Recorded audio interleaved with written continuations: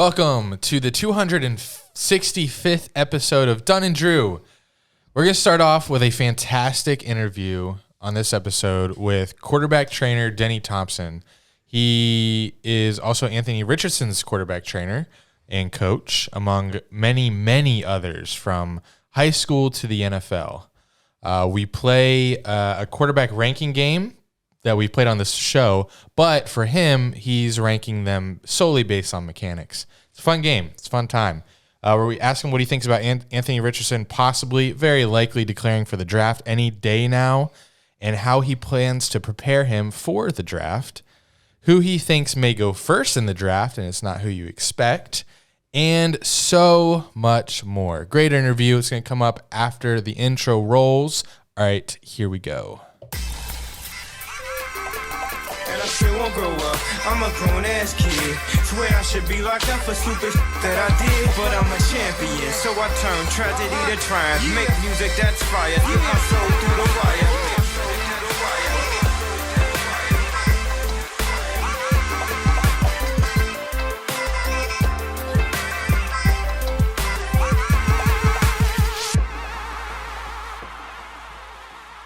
All right, Denny Thompson is back in the building, new studio. Same Denny. Nice, man. Thank you. You're making the media rounds, aren't you? I am. I'm getting used to it. We got a lot going on right now. Media tour. But it took me having to tweet at y'all like 4 months ago. Y'all, was it that long ago? I don't know.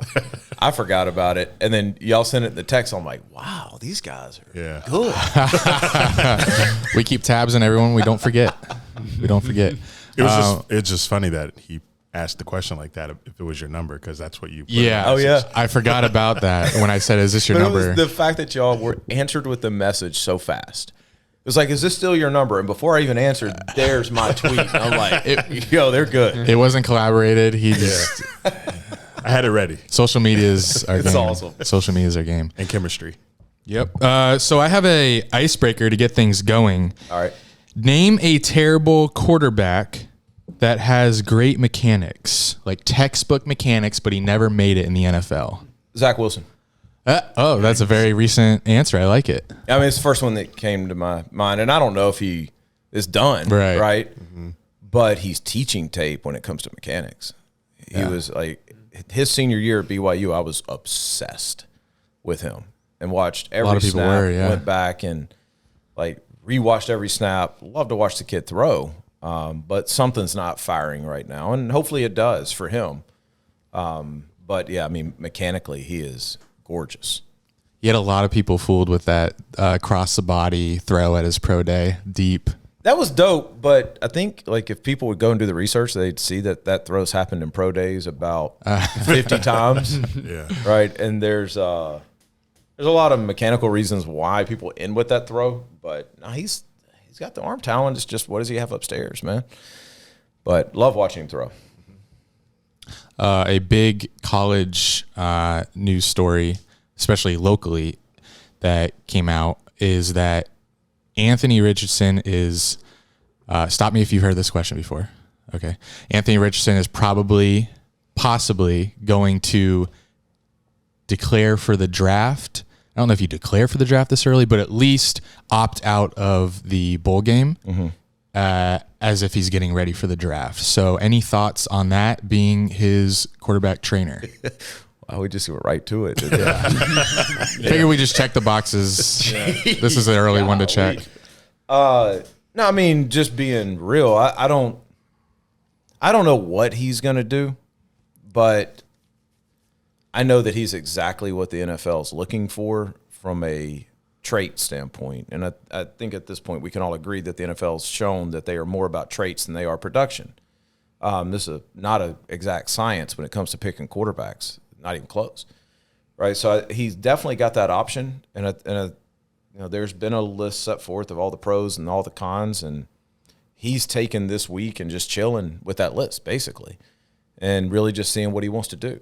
But when you're 6'4.5", 240, and can run, do you know his 40 time? Has he done a 40? I've seen him. The last time he ran a 40 that was laser timed was his senior year in high school, and he ran 4.49.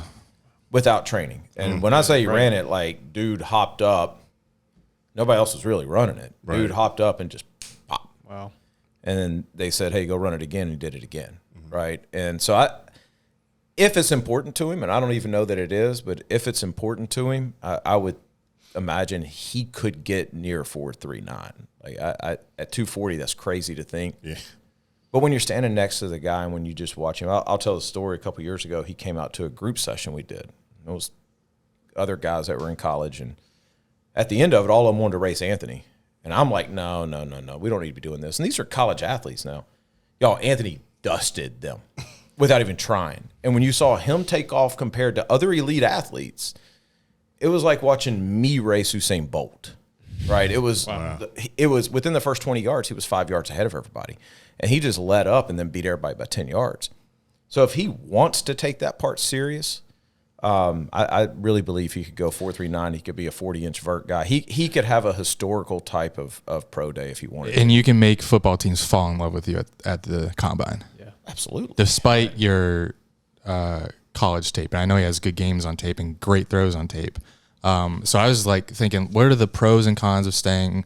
I guess that's what he's doing. What are the pros and cons of staying versus going out in the draft? If he comes out this year, when I first saw it, I was like, why? I was blown away. I was like, I thought it was already like set in stone, how his season's been going, that he should probably take another year to get better.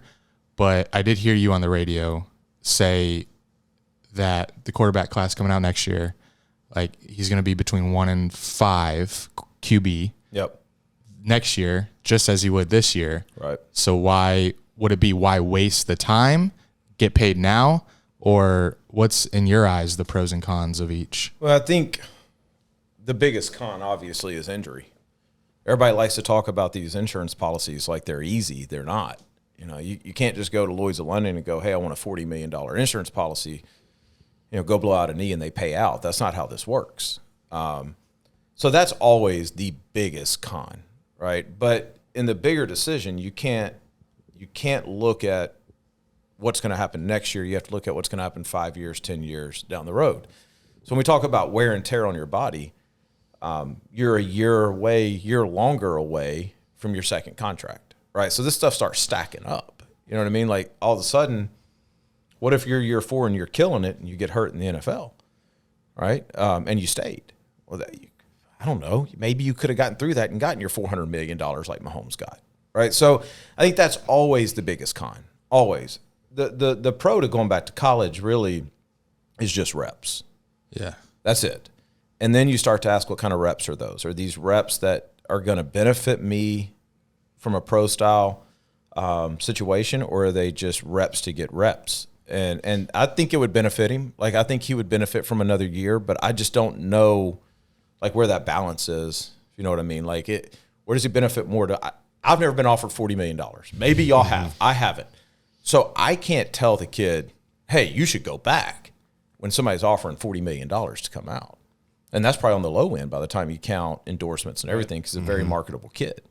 Yeah. So I don't know. From a football perspective, I'm comfortable with whatever he wants to do, because the back half of the season, when you really dig into the tape, you really look at the tape, he was pretty dang good. We can have the argument about should he have run more, all that kind of stuff, but the question going into the year was not about running, it was about throwing. Mm-hmm. Right. And when you look at the way he threw the ball the last 5 or 6 games, it's pretty damn good with with injured receivers, with a new system, all that kind of stuff. So if he wants to come out, I personally think he would be a top 15 pick. Yeah. Wow. 15. Yeah. What would be really good for him is if it was later in the first, going to a team that has a quarterback and he can sit for a year. Yeah, I think that would be the ideal thing. That's probably the ideal thing for any quarterback. Yeah, I think so. I think definitely not what they want. I think you'd be surprised. I don't think people mind that much. I think they understand the long game, right? You need 1-2 good years on that rookie contract. Yeah. I mean, we're going to talk about Trevor in a little bit. 6 weeks ago, people were talking about Trevor like he's a bust. Now, if the Jags could re-sign him to a 10-year deal, the entire city would vote to do it, right? So you just need that 1 or 2 years to show, and then you're on to your second contract. And those injuries happen pretty frequently. So it's always next man up in the NFL. You get Oh, yeah. pop right in a game. And that was, I think, the weird thing for him this year was he's had a bunch of soft tissue injuries in the past. This year, it's like the same thing kept getting hit. It was the weirdest thing. It's like, feel good, going to go in. First play, somebody rolls into the ankle. Mm-hmm. Feel good again, ready to go against Georgia. First play, somebody hits him when he's going out of bounds, right in the same leg. And it's like, God bless, man. So I think there was a little bit of hesitancy with that. But here's what I will say about Ant. Unbelievably bright kid. Like, this is a kid that's not going to make a decision on a whim. Like, this kid is going to analyze every scenario that there is. And his background's dope. His family means everything to him. And so we're not talking about whether you stay at Florida or go to the NFL. We're talking about whether you change the direction of your family for generations to come. And he has an opportunity to do that, right? And I think that gets lost in this sometimes. Mm-hmm. We look at it and go, that'd be dope. The humanity of it, yeah. Yeah, like to us, I don't know, I'll talk me, like, man, playing at Florida is like amazing. Yeah. To him, hey, my family's never had this. I got a chance to provide this. Like, that's a pretty big deal. Yeah, I guess if you sell, I'm totally bought in. Yeah, if he's getting word that he could be a first round pick, I think obviously no brainer. But I think there would be more, obviously, so much more chatter if Florida had like a contending roster around him. Yeah. I mean, I don't know what's Florida got. I mean, I'm assuming Pearsall's going to come back next year. I don't know what Shorter's going to do. They've got a couple young guys they like.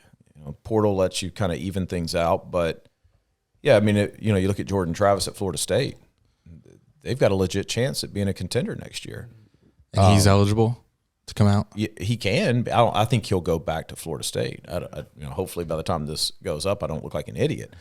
But I think he will go back to Florida State, and I think what you're saying is one of the main reasons. Like, he could have an amazing – I was there Friday night, y'all. Oh, yeah.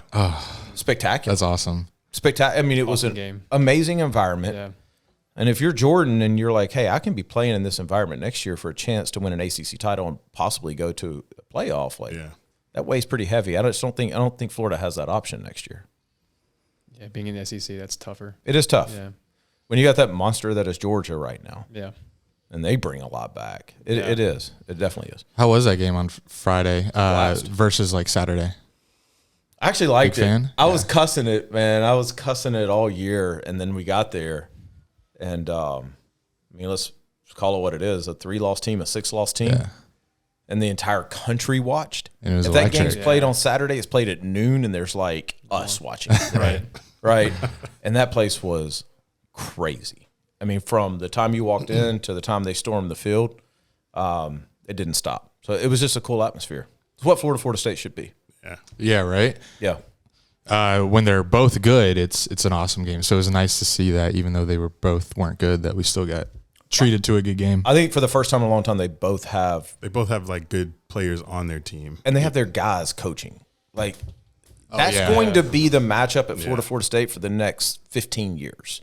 I really believe that. Like both of those guys, man, I've gotten to know both of them pretty well, and they're both not just good coaches, but really good dudes.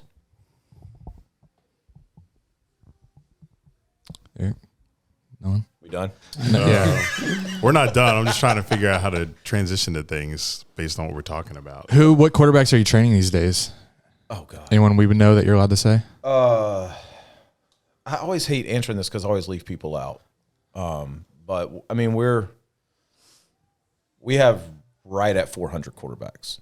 Whoa. Yeah. I can't remember how many it was when you were on last. It was a big number. We've come down. We went up, and we went up way too high. And so during the season, which is our off season, we've made some changes and gotten a little smaller, and we're not done. Like, I'd like to get down to 150 would be the ideal, because right now we're right around 50 in college, right around a dozen in the NFL.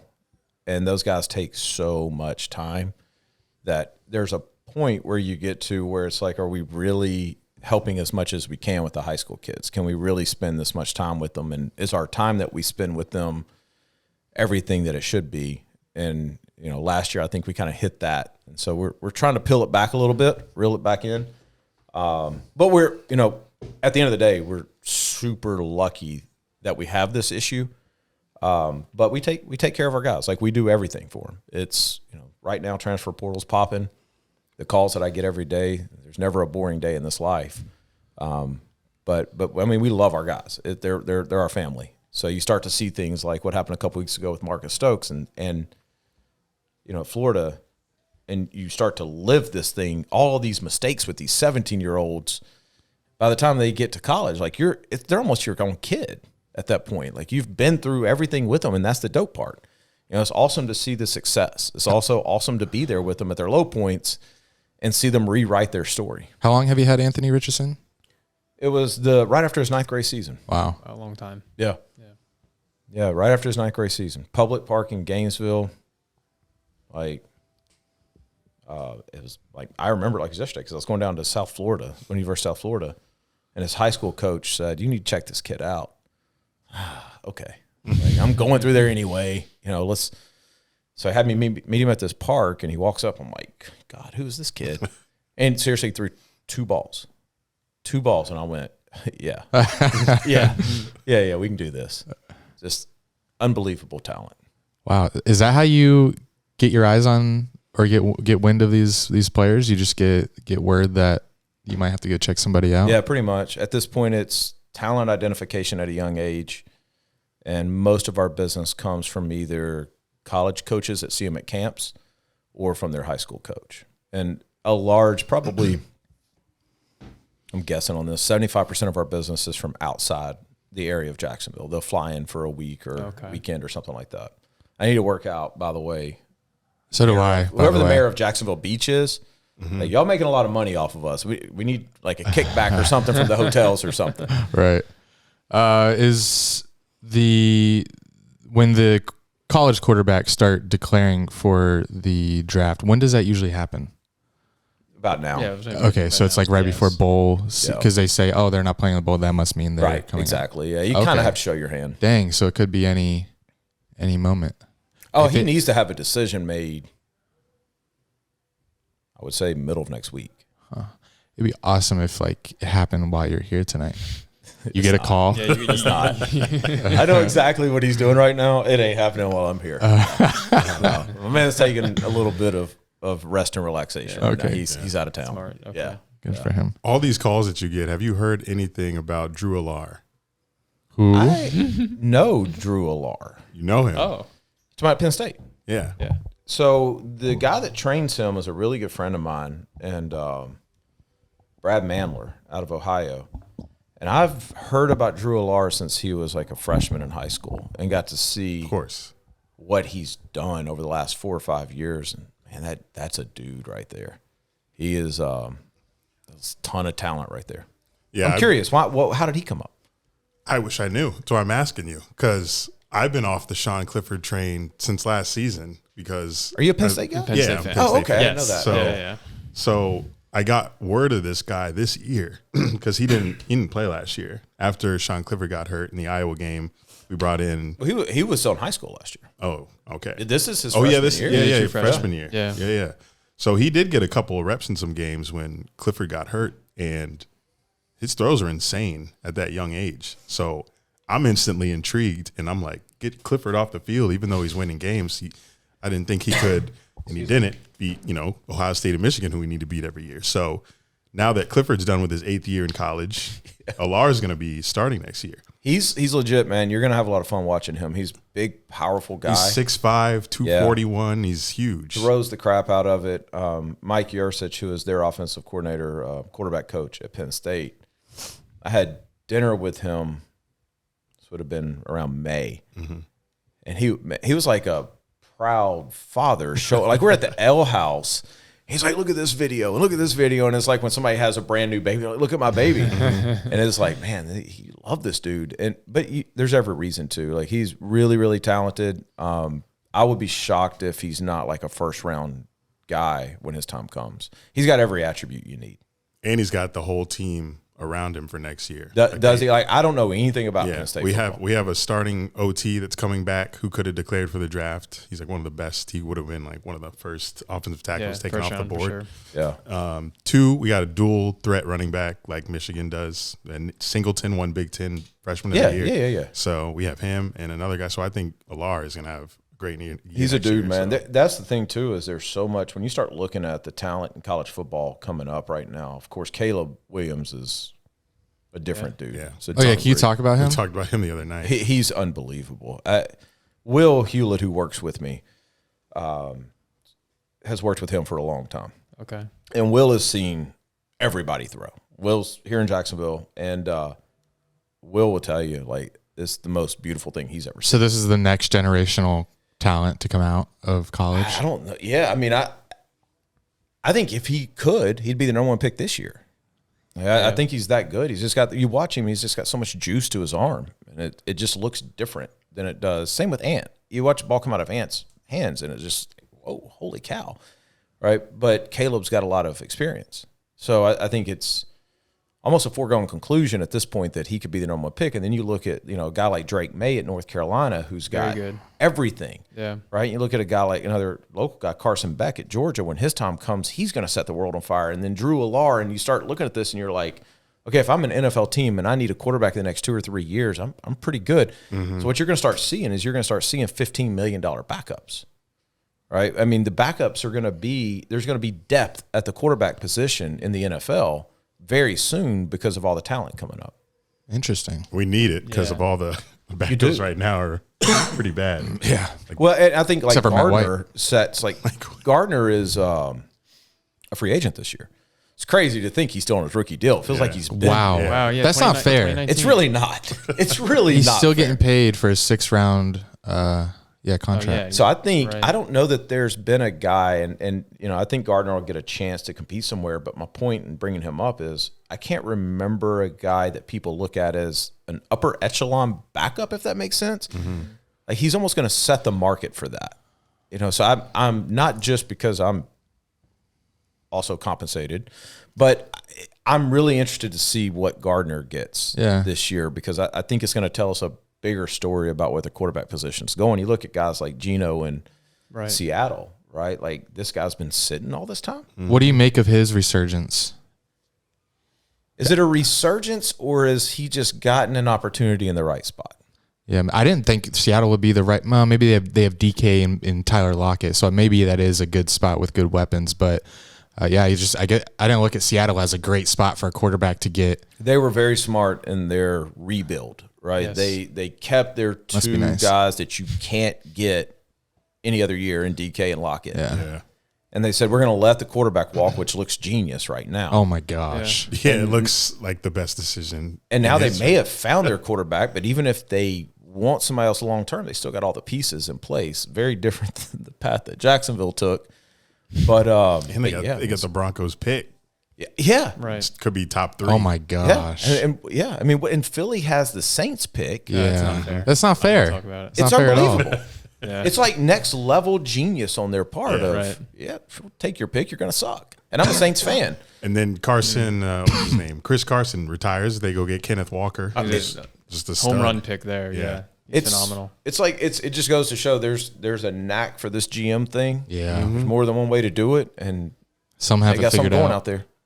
Imagine that being your rebuild year. Imagine the year that Yeah. Seattle Right. was in Yeah. being That's your a rebuild rebuild year. year. Could potentially win your division. With Right. Geno Right. Smith. And I It's said crazy. this yesterday, but I'm a big Saints fan. I was born in Louisiana. So I remember like it was yesterday when the Seahawks qualified for the playoffs at 7-9. Oh yeah. Right. Yeah. And they Beast beat mode, the right? Saints. Yeah. Yeah, Yeah, with the run. Marshawn Lynch. Oh, yeah. Yes. And if you look at that, man, you can see the Jags taking that path. I can. I mean, they were in a weaker division, kind of like the Jags are right now.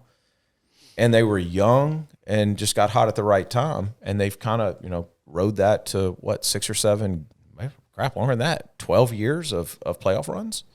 I'll sign up for that as a fan. Yeah, that was their coming out moment Yeah. in that playoff game because then they didn't look back. That beast mode run. crazy. Like hard 11 being a- tackles he broke or something crazy. Well, Bro, that's it's the whole hard being a defense, Saints but- fan, man. Yeah. We went from that to a couple years later with Justin. Minnesota. No, Yeah. Stephon Minnesota, Diggs. Minnesota Diggs. Miracle, Oh, yeah. and then the year after that, there was the pass The pass interference. interference. Oh my goodness. Lost to the Vikings the following year. Yeah, it's been a rough It sucked. going. Yeah. I mean, the Saints could have like 2 or 3 Super Bowls right now. Yeah, it's almost the same path as the Packers. They lost a lot when they should have been in the Super Bowl. A lot more than they were. Yeah. Where they won, they're just 1 for 1, right? But the only difference is like I feel like the Saints, they didn't control any of it. Like the safety made a terrible play on the Diggs thing. But the ref, I mean, that's the worst call in NFL history That's that got Sure. missed. Yeah. Right? So it's, I don't know. And Saints fans, good thing they're always drunk. Still haven't been to a game there. In New Oh, Orleans. really? Yeah, never been to Superdome. That's Superdome surprising, sounds cool. actually. It is. Yeah, you've but, been everywhere. What other places have you not been? I haven't been to the entire NFC North, so Lions will be the first team there. Wow. That's your introduction as Detroit? It is.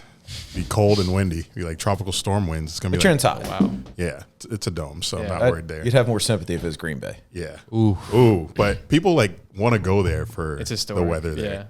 Yeah. Yeah, I want that. Have you ever seen that thing about the house that's right outside Green Bay's field? I think I've want heard of that. Like, that's awesome. Want the house? Yeah. Or do you want a Yeah. house here Isn't it outside in- Everbank or Oh, TIA? I'm good on that. I'm good on that. There is one out there. Yeah. Shout out John Phillips, right? Yeah. Duval House. But I haven't been to the Ravens or the Broncos, which I should have went to the Gardner Minshew game when he Yeah. came back against the Broncos, but I was in Buffalo, so. But I only have like half the Random. league left. Yeah, it was random. I'm surprised Buffalo. you have. I would have thought you had like 4 or 5 places left. Yeah, it's like 'Cause you're 10. going, bro. It's like 10 left. Because I got Detroit and MetLife, and then I'll have 10 left. Then, MetLife kills 2 birds, 1 stone. then I can hang it up. You been to Oh, LA? true. You been to SoFi? Yeah, last year with Andy. How amazing is that? Yeah. Great, Yeah, I mean- great architecture. What's your Yeah. favorite stadium? Favorite? Yeah. I pair them into 3 different categories, like architecture, atmosphere, and like location. So, atmosphere-wise, it's definitely Seattle. Seattle. Yeah. Over Yeah. Kansas City. Yeah, Yeah. by far. What? Wow. Yeah. Wow. Wow. Seattle, I love Seattle. And this was last year. These fans were hyped for Yeah, that Geno team was bad. Oh, wow. before he was good. Geno Yeah. this year. I've heard it's wild. Jake Luton was up there last year. Yeah. And I worked with Jake, and he would tell me stories. Like, dude, it is insane. Yeah. But like, what's the one stadium? I'm sorry to take this over. Like, but Please I'm don't. curious about this.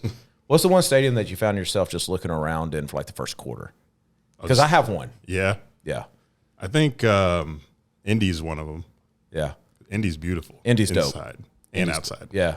You been to the Cowboy Stadium? No, not That's yet. mine. I haven't Oh, been there. yeah. I've That's been there. mine.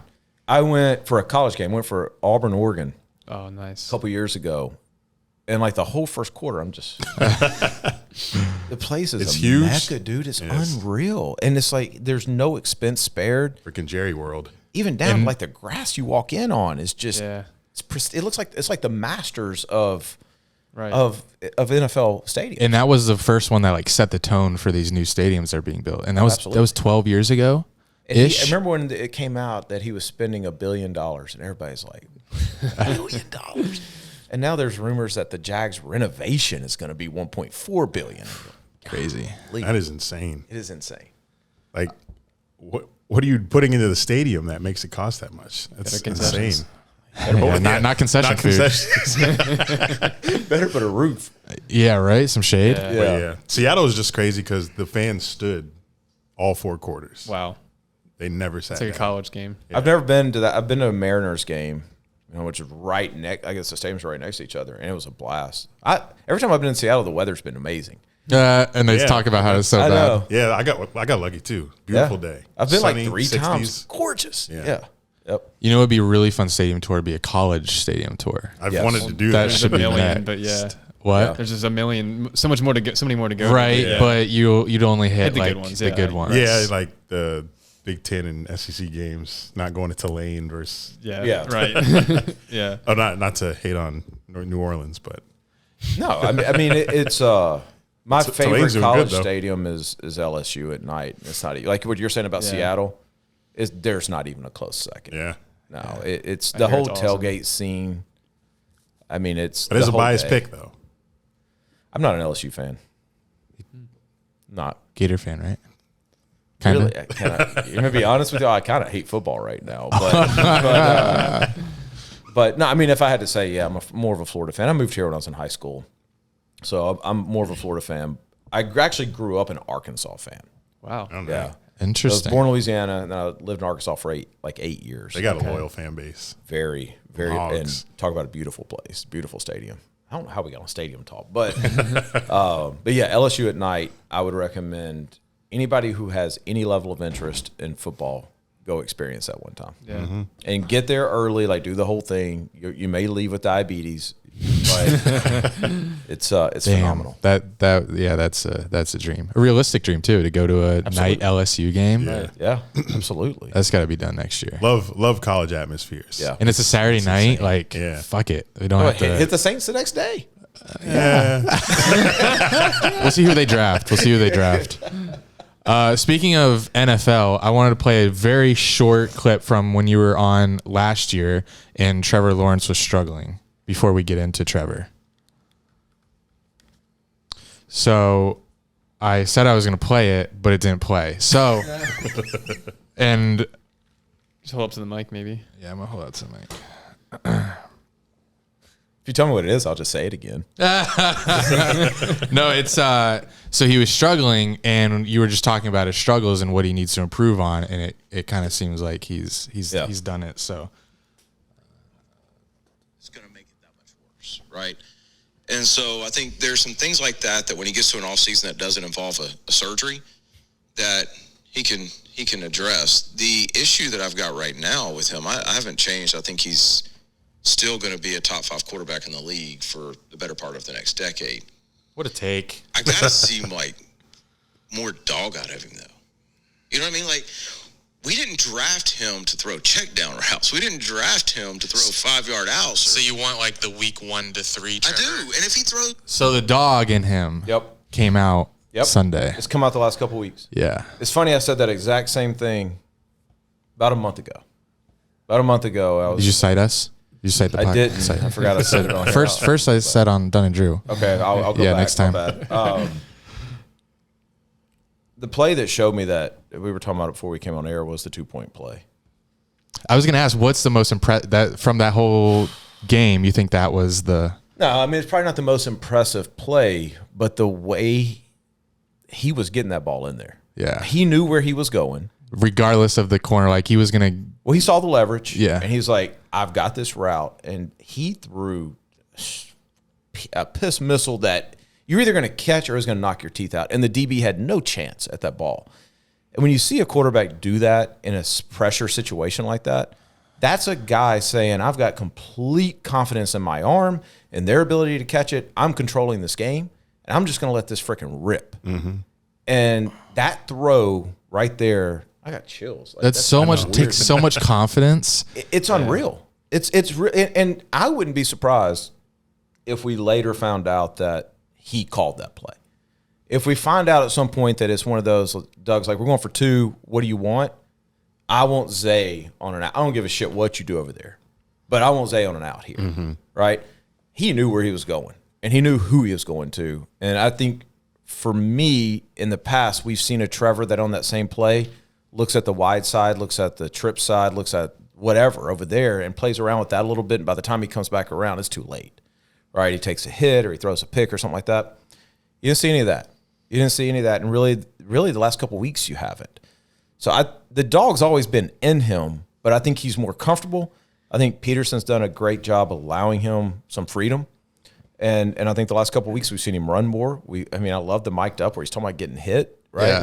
Yeah. You just start to see personalities come out. Yeah, and when you it's see starting an to come elite personality come out, man, the play's going to follow soon. Yeah, if you're confident, like you know that he has the tools, but if he has that confidence, so like he could be scary. And that's when anyone plays better at whatever they're doing. Well, that's the difference between Mahomes and other guys. Like Mahomes can play 3.5 quarters of really good football and then play 2 minutes like you've never seen in your life, right? Like he's literally taking the soul out of cities. Yes. Yeah. Right? Literally, he has like undefeated on the road in the last so many games. He's never lost in November or December or some crazy Yes, stuff. Yeah. he has never. It's been a lost. while. Yeah. I've never seen it to that extent. I've never seen it to where a team gets the ball down 5 with 13 seconds. Yeah. And you're like, oh, he's going to win. Yeah. Wild. Right? Like, I mean, it's unbelievable. Yeah. And I think that's the next step. That's that elite step that hopefully we saw the beginning of. I'm not saying that Trevor is going to be that this week or next week. Right. But he hadn't been that. In fact, he's been the opposite of that. And this past week, man, he showed that. And it's just like, and he showed a little bit of it against Indy with the long drive. They end up losing. Yeah. Right. But this one, this is what we wanted. Was more decisive. This one was like he planted his flag in the middle of the field and said, I'm here. That's exactly what I've been talking about all season. Like after we blew out the Chargers, blanked the Colts, he's shown great plays, and we've looked good in wins, but they were like blowouts. Yep. I still needed to see in the Raiders game. The Raiders game didn't really include like him fucking like I'm fucking here. Yep. And this one did, and I'm sold. I go back to the Philly game. Because there's 3 throws in that game that if he hits, they win. And the first one was it was like a Agnew. Yeah. Yeah. It was Agnew, had a couple steps. Yeah. And if he hits that, I want to say we're up 21-0. Yeah. Over. Done. And that's that killer instinct, man. Like that's that I'm going to step on your throat. Yes. And I'm going to do the old school like smush a cigarette on you. Like that's you got to hit those. You got to find those. And he had it week 1 with ETN coming out of the backfield. So it's like I don't think this is the same Jags team we've been watching because it is different. Right, you can point to one of those throws. You can point where in past it's been. Well, if he'd have made that throw, we'd have only lost by 17. Right? No, if he'd have made a couple throws, this team would have started out 4-0. Right, right, and we all know what we see. We've all watched football a ton. This is different than what it's been the last 2 or 3 years. Yeah, definitely 10. Yeah. Well, giving 2017 a lot of credit now. I'm hanging on to that. So what would you say would be the best throw from that day from this past week? Yeah, I or your favorite? I think mine. Think the cover 2 beater down the right sideline. Yeah. But that was the first. That was the drive before, right? Right. Yeah, because that's such a decisive throw. That's a pre-snap read. It's you're getting the snap. You're eyeing that safety over there just to make sure he didn't bolt, and then you've got a very small window, 21 yards to fit it into. Right, and he did it. I mean, he did it right in the face, and it was effortless. It's like a fuck you throw, no doubt. And he had one versus the Raiders too, and it hit it right in that hole. Yep. There's a corner playing like maybe 5 yards, thinking that he had enough room and time to get there, Trevor, but he just threw it right over him. So that's one of the also to say. That's one of the hardest throws in football too, because it's from a coverage perspective like that. The corner's job, and I don't want to get in the weeds, but the corner's job is to push that guy inside and then sit flats. If there's a flat danger, like that's what that corner has, right?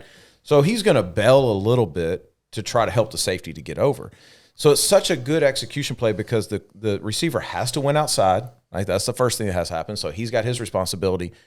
And then you have, like I said, that very small window, 18 to 22 yards down the field to hit that before the safety comes over and picks it. So it's such a decisive throw that you so rarely get to throw. That when somebody makes it, it's like, whoa, like that guy's confident. That guy knew what he saw before. The receiver knew what he saw before. Receiver got to a spot and he dimed it up. I think my favorite was the Marvin Jones 4th down one when he got a guy in his face and don't know how the corner didn't have time to get there, but I guess Trevor just threw it so early. I think if you go back and look too, there's been a lot of plays where he's picked up 3 or 4 yards that have kept them in series, kept them ahead of chains. I mean, they were 3rd and 21, right? I mean, 2 weeks ago, did they get that? No, we're 4th and 28. Right. You know what I mean? And instead of 4th and whatever it was, it's refreshing now to have a quarterback where we have those types of situations and we're like, oh, not too worried now. We can get that. Isn't that crazy though? Yeah. It's crazy. It's crazy because we're not used to it, but like there's other fans out here of other teams that are like, oh, we're not worried about that, but we've been so bad for so long. I wonder like if you really, obviously Kansas City, Buffalo, But I wonder how many teams truly have that. This is a good segue to Jack. Do you have anything you want to ask him about Kenny Pickett? Yo, forget that. The Nate Peterman jersey is freaking clutch, man. Yeah. Like, yeah, you made my night with that. I thought my man was going to start on Sunday. was so disappointed. Yeah, back when I went to Pitt, this is my go-to jersey every week when I go to the game. Was he a star there? He was good. I mean, it was before I went there. He beat Clemson. Yeah, he did in 2016. Damn, Yeah. 16. Yeah, that was their only loss that year when they won it with Deshaun What? Watson, I think. Yeah, that's Yeah. what Was that the Yeah. was it the field goal Yep. game? Yeah, it was remember 1-point win. Yeah, I Yeah. remember that. He was good at I Pitt, remember man. Peterman being Yeah. the starter though. He was. Nate's one of my favorite guys. Like maybe the best guy I've ever met in my life. Just quality human being. Yeah. Yeah. Not saying like forget football. Just a good human being. He seems like it. Yeah. Yeah. So about Kenny Pickett, I need you to say something good about him, or we can't be friends. Well, I mean, there's a lot of good to say about Yeah. Kenny. I mean, his arm is really live. Another buddy of mine has trained him forever. So it's a whole world where it's like you just see these guys throwing for 10 years, and all of a sudden it's like, oh, that's who that is. Right? And so I've seen this kid throw forever because of Tony posting him. And His name drops. yeah. Tony. He's his arm is special, man. Like his arm gets to places that a lot of arms don't get to. It's not my cup of tea mechanically. Okay. Like there's different ways to throw a football, but he definitely has it all upstairs. Right. And that arm can throw wherever it wants to throw to. Yeah, I think his mental is probably his best attribute. No doubt. And you talk about a guy that's got a lot of dog in him. Yeah. That's love him. Yeah. Fake slide. Oh, yeah. fake slide. Fake slide. That's my worst knock on Kenny Pickett. that should have been against the rules. Flag should have been thrown with a free hit on him. Jesus. Yes. I hated that play. Is it now against the rules? It is. No. Is Yeah, it? they changed the rule. Yeah. So he had to do it for the rule to get For the changed. better of the game. Yeah. So thank you, Kenny. Yeah, thank you, Kenny. Not Right. bad. Love Kenny Pickett then. Yeah. Well, that was Jack's favorite segment of the whole podcast ever. But real quick, we were talking about Anthony earlier. Kenny is a little bit of the same way. It's like I always get the question of how far can somebody throw a football? And the real answer to guys like Anthony and these guys that are special is as far as they need to. Right? And Kenny's got that in him. Mm-hmm. It's like if you take them out to a field and just play catch and say throw it as far as you can. Maybe it goes 60, 65, 70. But if some dude's streaking and it needs to go 75, they can do it. And that's rare, man. But I can tell you, if Anthony's the same way. Anthony is, if he sees a guy and he's 80 yards down the field, he's going to give it a shot and he's probably going to get it there. That's what I want from Trevor next year when we have some kind of deep threat that can do that. Ridley. Yeah. I would like to see him wind it up like Jackson did to Jackson Sunday Yeah. Yeah. when Lamar passed to Deshaun. Yeah, we don't get many of those plays. No, we don't. And I don't. I'd be curious to see how far he can throw a football in a game. I mean, you don't really want to see it that much, but I think Trevor's kind of got that same carry to him. I've seen him throw. This offseason, we were out at UNF, and there was this one day that dude couldn't miss. Like Ooh. just Trevor. It was unbelievable. I just sat there and watched and was like, golly. When was this? This was this past offseason. He was out there just throwing with his guys. Like we were getting Gardner had come in, and so we hit him up. We needed some receivers, and we're like, "Hey, can we hop in with you?" He's like, "Yeah, man, come on." Nice. And so we're out there just throwing, and they're looking at this guy, and it's like, I mean, we've been throwing for an hour, and this dude hasn't hit anybody outside of the nose. Oh. And it didn't matter if it was a swing pass or it didn't matter if it was 60 yards down the field. I mean, that's just talent, man. That's not teachable. That's my quarterback. There you go. We're going to play a game Love games. that will have you, unless someone has a question, because this might take a while. Might take us out. But you're going to pick, or I'm going to do it for you, but it's going to pair up two different quarterbacks. Oh, no. And at the end, we will have, but we're not going to do it who's better, who's worse. Okay. We're going to do it by who has the best, like if you could pick the best mechanics, like I choose that quarterback, forget their mind or yeah. how fast they are, but their Okay. throwing mechanics. Just how they throw the ball. Yeah. And if you don't, if This you're not has got a familiar, very high probability of getting me in a ton of trouble. but really? let's Oh, because you could come in conflict of interest. Yes, that's true. Because Yeah. you could. But let's okay. go. Let's you go. could say pass. I That haven't would be been funny. in trouble in a while. Okay, so you So like I'm kind okay. of missing it. Yeah. All right, let's go. So ever since I quit live radio, I actually have not been in trouble. So let's see what happens here. And we're not live, so Derek Carr, Davis Mills. Derek Carr. Yeah. I said Derek. This is very quick. Love Derek Carr. Ryan Tannehill, Trevor Lawrence. Oh, Trevor. Yeah. I was about to say former receiver. Come on now. Patrick Mahomes, Jacoby Brissett. Come on. Brissett. Tua, Mac Jones. Great question. Oh man, that's actually Stumped him. that's tough.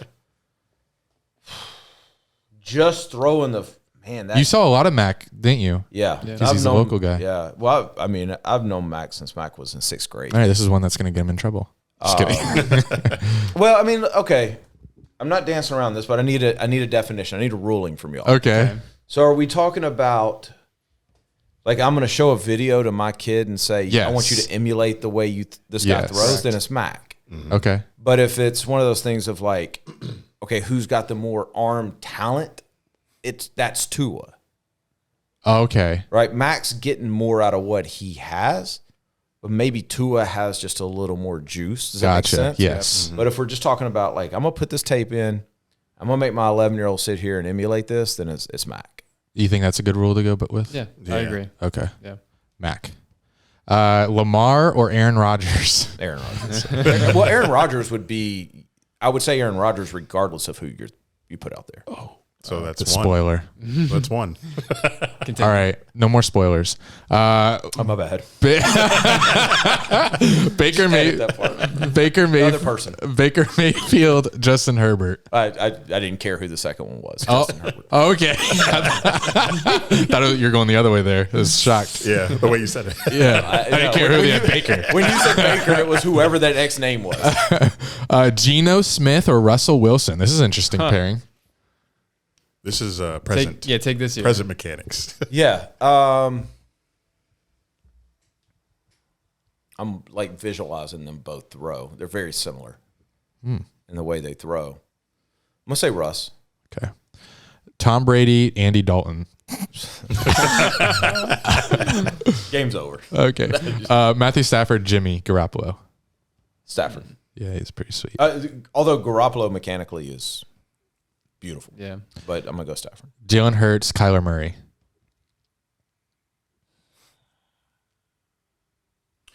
Jalen, a year ago that would have been different, but Jalen worked so hard this Yeah, offseason on Jesus, mechanics. showed. Yeah, it His would have to be offseason Jalen. crazy. Yeah. Yep. Sorry. Zach Wilson, Joe Burrow. Oh, That's good. oh man. I just already called Zach Wilson a bust, and now you. But you did But I just say he's like mechanical. Yeah. Right. I'm gonna go Burrow.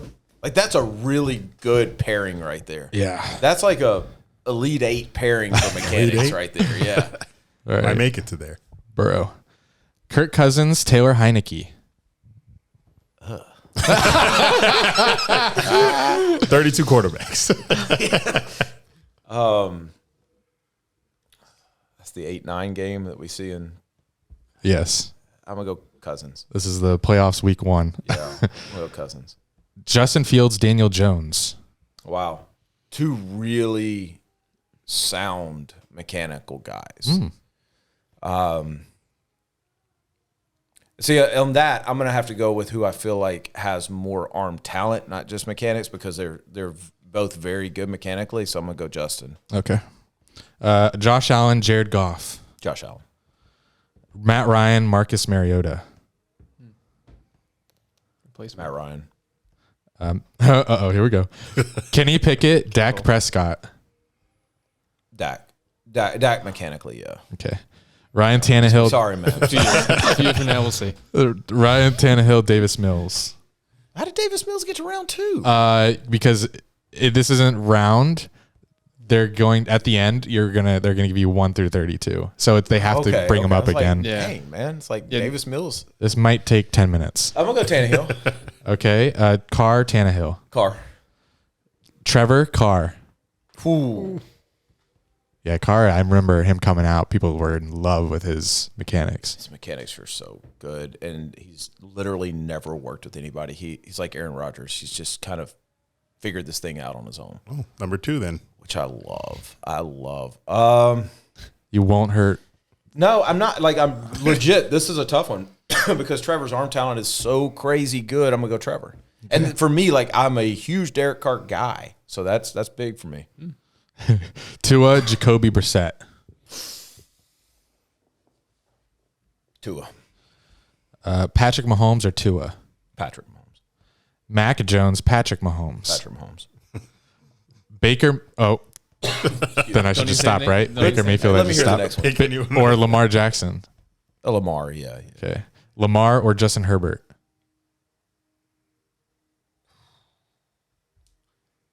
Neither one are great. It's not where the ball ends up. It's just how it looks coming out. Right. And that's what I'm trying to play through because I almost did it with Baker because Baker mechanically is not that bad. It's actually not bad at all. Lamar is not as bad as people make it. Who was the second one? Herbert. I personally like to watch Lamar throw. I'm going to go Lamar. Okay. Andy Dalton or Geno Smith. Geno Smith. Geno Smith or Tom Brady. Tom Brady. Tom Brady or Russell Wilson. Tom Brady. Kyler Murray or Jimmy. G. Yeah. Man, this is mean because I can't get this one thing that Jimmy does that bothers me out of my head. What does he do? It's just like this little over rotation thing. Like there's this thing with front half control that when you watch quarterbacks play, and this is kind of my knock on Kenny Pickett. Okay. It's like the old school is you hold the ball up high and you rip that left elbow down to get rotational power. But that's been proven that that's not the right way to throw. You want like a solid front half, and you're kind of working around that front half, right? It's more torque than it is just rip. Mm-hmm. Jimmy G overdoes that. Like nobody outside of somebody that does what I do would even pick that up. Right. But outside of that, like he's freaking perfect. Like, but I can't get that one little thing out of my head. Who was my choice besides Kyler.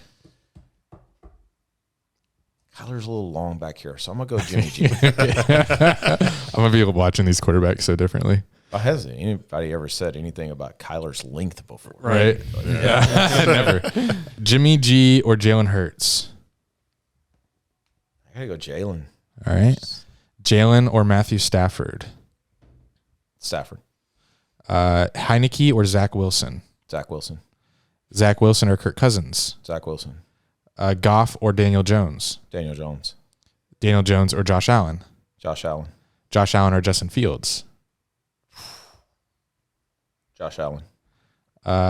Kenny Pickett or Marcus Mariota. Oh, very similar. Very similar. Pickett.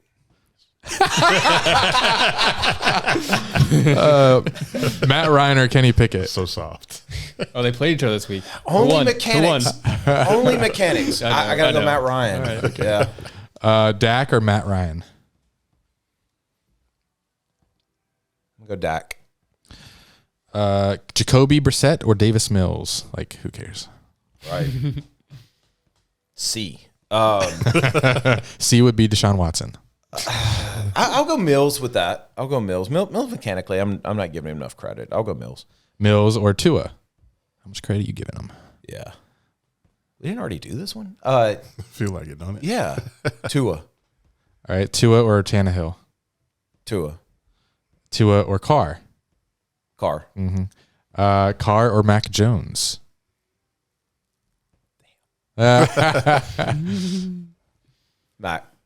All right, we're halfway there. Jeez. Should have got another coffee. Trevor or Mac? I can't separate the arm talent. I know y'all said like it's only mechanics, but I can't. It's going to be Trevor on that. Okay. Patrick or Trevor? Pat. Yeah, that's a tough matchup right there. Like That's sorry, Trev. Like, you just got the bad draw. Andy Dalton or Baker Mayfield? Oh my God. Is Andy Dalton really that bad? No, he's not. No, Well, and you it's just didn't as say he's Baker gotten was older. that bad either. But No, and it's like it's more. This as Andy Dalton's gotten older, like his the ball not coming out as strong. yeah. I'm gonna go Andy on that because you're right. Mechanically, he's not bad. He just doesn't push the ball the way he used to down the field. Gotcha. Herbert or Dalton? I assume Herbert. Oh, Oh, You don't like Herbert? I love Herbert. I don't like his Just mechanics. mechanically? Huh, Yeah, that's interesting. True story on Herbert. Like I was standing. We were talking about Dallas Yeah. earlier. Yeah. Oregon Auburn. I was gonna ask if he was in that game that you mentioned. Yeah, I assumed he was. And I've like never been more infatuated with somebody warming up. Like this guy was just I think you told us this last time you talking were to on. somebody, like just Huge. yo, just chilling. And he's just tossing the ball, and I look up, and this Joker's throwing it 60 yards like it's nothing. Like it's just, hey, how you doing? And I start 10, 20, 30, and I'm like, golly. So I love Justin Herbert. I don't love his mechanics, so I'm going to go other guy. Andy Dalton is the you other guy. Andy Dalton, Lamar Jackson.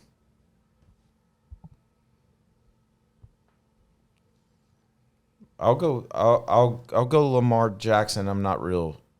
That's fine. Lamar or Geno. Lamar's getting really good draws on these, man. Like, Trevor got hosed. For now. Oh yeah, everyone sees everyone in this list. Okay, I'll go Lamar. That's why it's taking so long. Every possible quarterback ever. Dan Marino. Imagine Russell Wilson, Lamar. Jeez, I'm going to stick with Lamar on that. All right, Lamar or Tom Brady. Tom Brady. Tom Brady or Aaron Rodgers. Aaron Rodgers. Agree. Not that I'm as qualified. Although Tom for any young kids listening, Tiger Woods is the equivalent of Tom Brady. Meaning, Tiger Woods won the Masters. He redid his whole swing. 1997. Because he knew there was a better way, even though he was the best golfer in the world. Tom Brady was the best quarterback in the world, probably ever, and still redid all of his mechanics, and they're dang near perfect right now. when did he do that? If you watch old school, it's kind of the same thing we talked about that elbow ripping out, and he was a very much over-the-top thrower. Now he's not.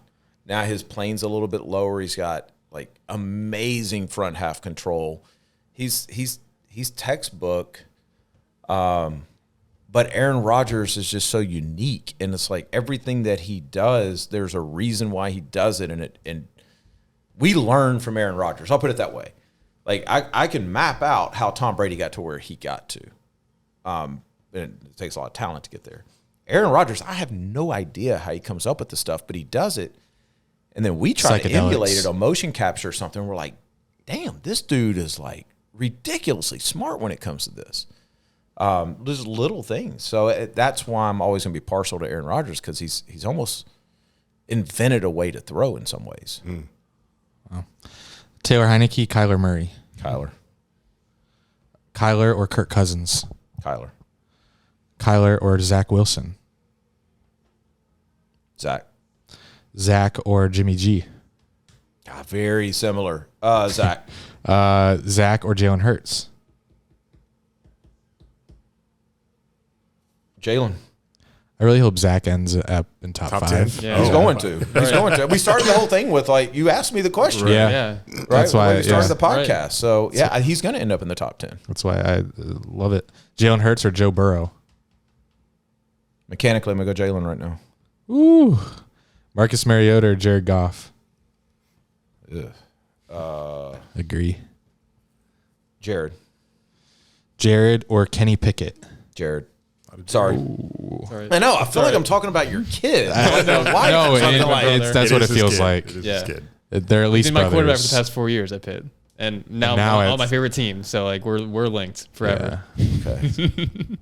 Hope he gets traded or something in like 2 So years. sad. Matt Ryan, Jared Goff. Matt Ryan. Matt Ryan or Daniel Jones. Daniel Jones. Daniel Jones or Dak Prescott. Daniel Jones. Interesting. Jacoby Brissett or Baker Mayfield. toilet bowl. Well, Yeah, that's a tough. I'm gonna go Jacoby, and it sounds like I'm hating on Baker. He just overthrows everything. That's the problem. It's like he doesn't. He's like the pitcher that only throws 100 miles per hour, and you have no idea where it's going. He doesn't have a curveball, doesn't have an off speed. He's just going to throw the piss out of it. So I think that's why his mechanics suffer. So I don't hate Baker. I just hate that part of his game. Jacoby or Justin Herbert? Justin Herbert. Herbert or Davis Mills? There's some of these that I just won't let me say it. Like, I honestly think Davis Mills' mechanics were better, but I can't say that. Like, You can say it. I Please say can't. it. I physically can't.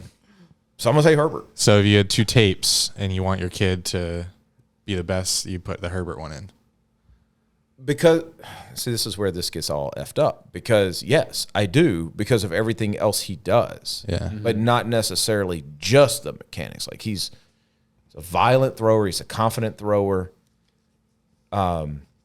There's more than one way to throw one way to throw a football, right? So I'm not saying, like, I'm right in this. It's just not fit for my eye with what we teach, but it's effective. So it's like if you can get your body to the positions that Justin Herbert gets his body to and still be accurate, which you probably can't, then that's what you should do. The same with Kenny Pickett. But the average high school kid that's picking up a football can't do that stuff, right? No matter how much they try, they can't do it. So, if you've got that skill set, then shit, go knock yourself out. All right, here we go. And I promise it's going to be worth it in the end. Tannehill, Justin Herbert. This thing is really testing me here. I'm going to stick with Justin. We're altering the rules. I know. Justin Herbert, Tua. Ooh, that's a good callback. I'm going to go Tua. Tua or Andy Dalton? Tua. Tua or Geno Smith? Tua. Tua or Russell Wilson? Mechanically, I'm going to go Tua. Okay. Do you ever show a right-handed student a left-handed quarterback, or is it too complicated? Yeah, we have. I'm trying to think of who our left-handed quarterbacks is. Or do you mirror it so it looks natural? So, true story, this was when I first got started. No, it wasn't. It was probably 8 years ago. College coach called me and said, I want you to train my son for the whole summer. Like, we're going to come down, change his mechanics, all that kind of stuff. And his kid was in high school. It's like, cool, dope, let's do it. First day he comes out there, I didn't ask a question. He was left-handed.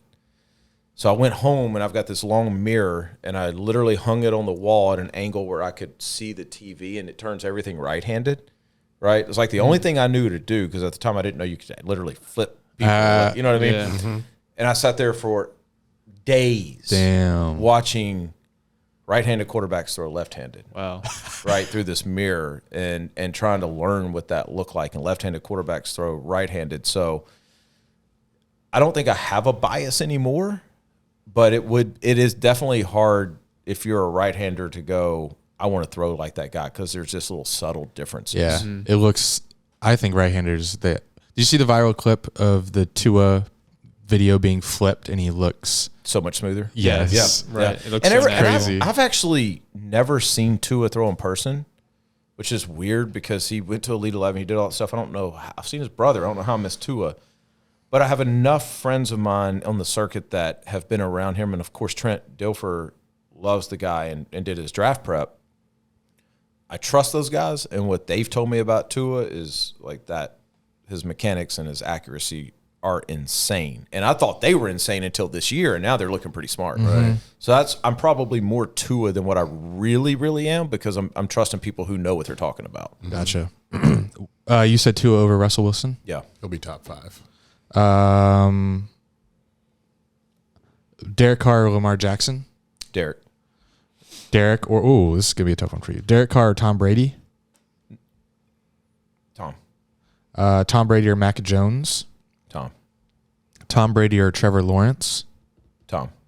Tom Brady or Patrick Mahomes? We in the divisional round now. I'm going to go mechanics. Just mechanics like Tom. It's so explosive. Two completely different styles. I'll go Pat. Patrick or Aaron Rodgers? Aaron Rodgers. Ooh. No hezzy. And now we're back to the consolation prize. Marcus Mariota, Taylor Heineke. Taylor. Heineke or Kenny Pickett? Who do you want your kid to play like? Heineke. Okay, so I thought. Yeah, mechanics. Just mechanics. God, this has got Mariota dead last. Jared Goff, Taylor Heineke. Taylor. Heineke or Matt Ryan? Matt. Matt Ryan or Kirk Cousins? Matt. Matt Ryan or Kyler Murray? Matt. Oh, Matt Ryan or Jimmy G? Your finger trying to guess. Jimmy. Jimmy G or Dak Prescott? Jimmy. Jimmy G or Daniel Jones? Daniel. Daniel Jones or Zach Wilson? Did we do this one? I swear. I know it feels like it, but no. We're almost done. Zach. Zach Wilson or Justin Fields? Ooh. Zach. Zach Wilson or Josh Allen? Damn, that's like. That's a tough one. I'm gonna go Josh Allen, but that actually that's a really tough one. And if somebody's y'all make little promotional clips. Uh-huh. Yeah. Oh, awesome. This is gonna suck. Like, Because y'all I gonna do can already like the radio see. station does me, and it's gonna be y'all gonna be like, oh, Denny picked this person over this person. Like, I can already see it. Yeah. Pick him. Yeah, and then it's gonna be. it's like everybody's gonna be like, Denny's got Zach Wilson in the top 5. Never let your kid train with him. Yeah, if you post his rankings, post like Denny's top 5 quarterbacks of all time. I can blur out. I won't preface it with what we're ranking. It'll be the best top quarterbacks in the league according to Denny This Thompson. is so one of those games. Damn, I shouldn't have come over here. This is one of those games where it's like I'm gonna get in the car and I'm gonna be like, what did I say? You know what? Because in my head, every time you say it, I'm trying to see them throw, and I don't even know if there's like a consistency to what I'm saying because it's when you pit one guy against the other, but then you may say this guy's better, but then you pit the guy. You know what I mean? Like, Yes. Right, yes. it's tough. It's tough. So I'm interested to see how this turns out. Me too. It'll give us a 1 through 32 when we're done. And I actually would be funny if I blurred your face and then like morphed your voice. Like you can't be known. Josh Allen, Joe Burrow. Josh. Josh Allen, Jalen Hurts. Josh. Josh Allen, Matthew Stafford. I remember Very growing similar. up. Very similar. Growing up watching Matt Stafford, all they talked about was like he has the most talent in his arm that He's special. people have ever seen. Golly. It's like you can't separate age. Like Yeah. Yeah. I'll go Josh Allen. Marcus Mariota, Baker Mayfield. Sorry. Wow. I should skip these. Wow. I'm actually gonna go Baker. Okay. Damn. Baker or Kenny Pickett? I wish you were here, man. That's a Baker laugh. That's a Baker laugh. I want him to have a good Christmas. I'm gonna go Kenny. Kenny or Brissett? Oh, we got Kenny on a streak here. Go Kenny again. All right. Said Kenny. He took Kenny. He did? Yeah. Oh, when? Just now. Davis cup. Mills or Kenny Pickett? Davis. Davis Mills or Jared Goff? Davis. Davis Mills, Taylor Heineke. That's a good one. I'll go Davis. Davis Mills, Kirk Cousins. It's funny they're good ones in this instance. I'll go Kirk. Kirk Tannehill. Kirk. Kirk Herbert.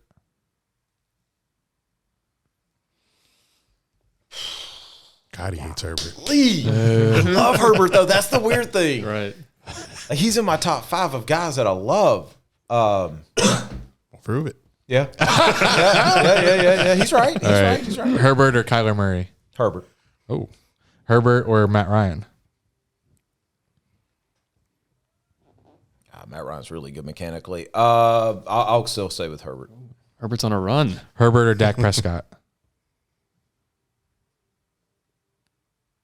Dak. Dak Prescott or Andy Dalton? Dak. Geno Smith, Dak. Dak. Dak Russell Wilson? Dak. Dak or Tua? I hate this game. My finger's on Tua. Can you pull the trigger?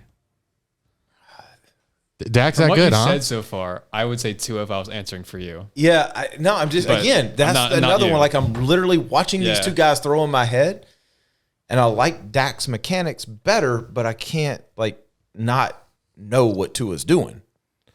Like, Tua's anticipation, right? And I was so wrong about Tua, or I think I was, because I was not a Tua guy at all. And now I think I'm going the other way with it. I'm almost like overcompensating for being wrong about him. But I'll stay true. I like Dak's mechanics better, so I'll go Dak. Good. Dak or Lamar? Dak. Dak or Derek Carr? Derek Carr. Derek Carr, Jimmy G. Derek Carr, right? Yeah. Derek Carr, Daniel Jones. I'll go Derek. Derek or Justin Fields. I promise we're almost done. I'm gonna stay with Derek. Zach or Mac Jones. Zach Wilson, Mac Jones. Yeah. Sorry, Mac. Like you're my dude, and like Mac is such a beauty throwing the ball, but I gotta go Zach. Zach Wilson, Trevor Lawrence. 1 and 2. Mm-hmm. 21.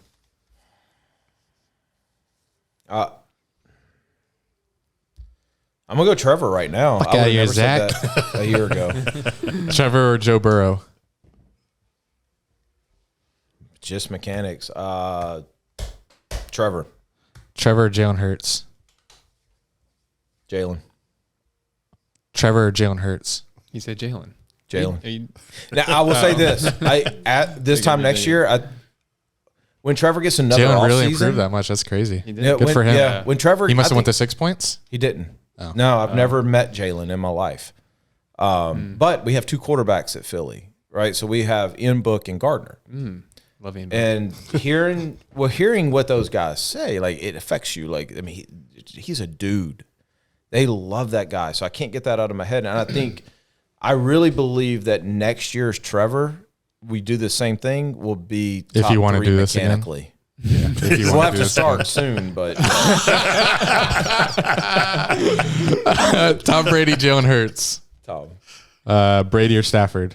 Brady. Brady or Josh Allen. Brady. Okay, here we go. It's over. We're finally done. I said it was gonna- Screenshot it. Can I guess? Pat's number 1. Yes, please. Mahomes number 1. No. He didn't lose You the were- matchup. Wait, no, you already spoiled it of your yeah. Isn't it Rodgers. Yeah, Rogers? Rodgers. Yeah, you Oh, said yeah. Rodgers. Oh, my bad. Yeah. Is it Pat after that? Yes. Yeah. Okay, I forgot. All Yeah. right. Number 3. Is Brady probably. probably Brady. Yeah. Yep. 4. Zach. No, Trevor. No. Jalen. No. I'm actually surprised. Josh Allen. Oh, well, okay then. Yeah. Yeah. Okay. Matt Stafford is 5. Okay. Jalen Hurts 6. I like my list. Yeah. Trevor Lawrence 7. Okay. Joe Burrow. Now this would be very funny to post as Oh God, please don't. this would be very funny to post as Denny Thompson's top 10 or top 32 quarterbacks. Trevor, Joe, Zach Wilson. Surprised he's that low. Mac Jones at 10, Derek Carr 11, Justin Fields 12, Daniel Jones 13, Jimmy G 14, Dak 15, Lamar 16, Tua 17, Russell 18, Geno Smith 19, Andy Dalton 20, Justin Herbert 21, Matt Ryan 22, Kyler Murray 23, Kirk Cousins, Ryan Tannehill, Davis Mills, Taylor Heineke, Jared Goff, Kenny Pickett 29, Jacoby Brissett, Baker Mayfield, Marcus Mariota. You predicted that. I actually don't mind my list there. I don't. There was one on there that I don't remember what it is, but yeah, for the most part, I don't mind that list. Awesome. Can you screenshot that and send it to me? Yes, I will. Yeah, that's interesting. All right. I now have We got another game. Now, do the same thing for all the college quarterbacks. every Division I quarterback in college. We're gonna do historical quarterback. Kenny Stabler. I have so we have a subscription model where we have people who want to pay like a monthly fee. They can ask special questions. So Yeah, y'all have an OnlyFans. Is that what we're saying? yes, everyone take off your shirts. Half of us do. A quarter. That would be a quarter. Oh, you mean here? That'd be a third, I guess. All Okay, here are the questions that people want to know from you. Okay. Ask him about Marcus Stokes. Yeah. Jesus. Why was that said? Is there something that happened? Yeah. Oh, y'all don't know about this. Okay, so Marcus a couple weeks ago, and I hate that I'm even explaining this because it's kind of died down, but University of Florida pulled his scholarship. Oh, I know about this. Yeah, Couple I didn't weeks know. I forgot ago. his name. Yeah. Because a video came out of him rapping along with the song. Oh, okay. Yeah. I did hear about it. Is he? Where's he? He was at Florida? Oh no, he's a high school He's player. committed to Florida. Yes. Oh, this guy's from Jacksonville. This all makes sense now. Yeah. Super interesting story. Like it's video wasn't new, right? Like it was like, I don't know, springtime or something like Oh, that. wow, I And it didn't know it was actually old. kind of made its rounds in Jacksonville. I knew about the video and it was like, I guess it was posted and stupid to post it. Let's start there. And I don't even know what song, but it dropped the M-bomb and he said it, right? And he rapped it. And Marcus is a SoundCloud rapper. Like Marcus is a rapper, right? So He's Fridays white, I ago, assume. it's a white guy. Yeah. 2 Fridays ago, I'm on the way to Savannah. Somebody posts this video with no followers, but they tagged the right people. And it went This is definitely someone who created crazy. a burner account. Definitely a burner. Yeah, no doubt. It went crazy. I'm talking TMZ, Fox News, CNN, New York Post. So what was the head like? A Florida commit or something? So what happened was Florida saw it, immediately pulled a scholarship. So it hit Friday morning. I got the call Friday night, 10 o'clock from Florida. Done. We're done. So the headline was Florida pull scholarship over, however, whatever the headline. So the main thing was Florida pulling that scholarship, right? What the kid did was stupid and wrong, and he knows that. But at 17, man, that is a tough lesson to learn at 17, right? And this has been a hard 2 weeks. Like I can get emotional with this because I know like that was that kid's dream offer. And I know the kid, right? Like I know the kid and I know his heart and I know what was, but I also know the climate we're in. And I know like, I take this position that I cannot tell anybody what they can and cannot be offended by, especially an African-American. Like, I don't know, right? So I have no idea what offends people, what doesn't. So you just have to be careful with what you say. But I've seen this kid's world fall apart over literally a 1 second mistake, right? And it's been sad, guys. Like it is in all of the time that I've been doing this. It's either the saddest or second saddest thing. DeAndre Johnson getting caught punching a woman at Florida State, wrecked him. But that was a little bit more egregious in some way because it was like literally hit him, right? Yeah. There was physical harm, is what I'm saying. This has just been heartbreaking because this kid made this mistake that he has had an insane punishment for, and it's not just Florida. Was he rapping or was he singing along to a song? Singing along to a song. So I'm going to go out on a limb and say that. So he hangs out with a lot of high school players. Yeah. I assume a lot of them are black. Yeah. I'm guessing that he sings it around them and it's no big deal. That's just a guess. Yeah, and I don't know. Yeah. This is the part, like I'm 46. But like he said, in this climate. Yes, you can't post a video about it. If you're like a star going to Florida like that, they're going to pull it. Yeah. And I knew that because it of was the people that are in charge of those types of things we know. PR. It's so politicized that when I first saw the video, it was like, well, this can't get out. There's no, if this gets out, because I think they thought like if we get ahead of this and we were honest about it, no, if this gets out. Yeah. What I didn't expect is I didn't expect it to get the traction that it got nationally. Right. For a high school. Yeah. Yeah. Yeah. And Marcus is an Elite 11 kid. Like he's a very talented kid, 4-star recruit with 0 offers right now. That's wild. Yeah. So it's not as much like, I guess what I'm trying to say is I know what I've done in my life that I haven't been caught with. Same. Forget it 17 last week. You know what I mean? Like, and I'm not thinking of anything specific, but yeah, it's like this. It's PR is crazy. It's a powerful machine. And I want to see the ending. Like, I want to see how he writes his story. Certainly someone will pick him up that has. But it seems to me like the punishment seems to be excessive from the standpoint of like all you jokers talking about how bad this is. Like, I know some of you, and I know the crap you've done, and you haven't been punished for. I know what you've gotten away with your marriage. You know what I mean? Like, and now you want this kid to be buried so that's my only thing, right? What he did, I can't justify, but I know the kid, and I know the family, and I know his heart, and I know what he's going through. And, I told him this last week. It was, I feel like my responsibility to not just him, but any of our guys, when everybody else is running away from him, I got to run to you. Right? Like, that's just what we're built for. And so we have, and because a 17-year-old, man, that's a delicate situation. You spent your whole life working for something, and it's swiped. And I don't know if you've got, at 17, I don't think I would have had the mental fortitude or the mental toughness to go, okay, I'm going to dust myself off, and I'm going to rewrite a story that was never even in my dreams. Right? Like, and that's the hard part.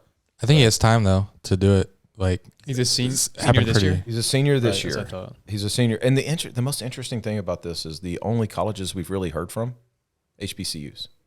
Really? Immediately. Well, the thing they say when this stuff happens is that white people get more offended than black people. Okay. I wasn't going to say that. But he's so right. When you look at the comments, comment. It's like 40-year-old white guy, 40-year-old. I'm like, what are you? How are you offended? They like to be offended for us when black people are just like nonchalant about it. And again, I'm not going to tell. How old are you? 22. How old are you? 29. Okay. I can't even tell y'all what to be. We're different generations. I certainly can't tell you what to be offended by. But a 45-year-old white guy? Dog, we've had it pretty damn good. Like, if this offends you, I don't know who you're hanging around with. You know what I mean? And that's who made all the noise. And it's just like, it was just a slap in the face. It was like, whoa, holy cow. Like, I knew it was going to be a big deal. I didn't know it was going to be this big of a deal.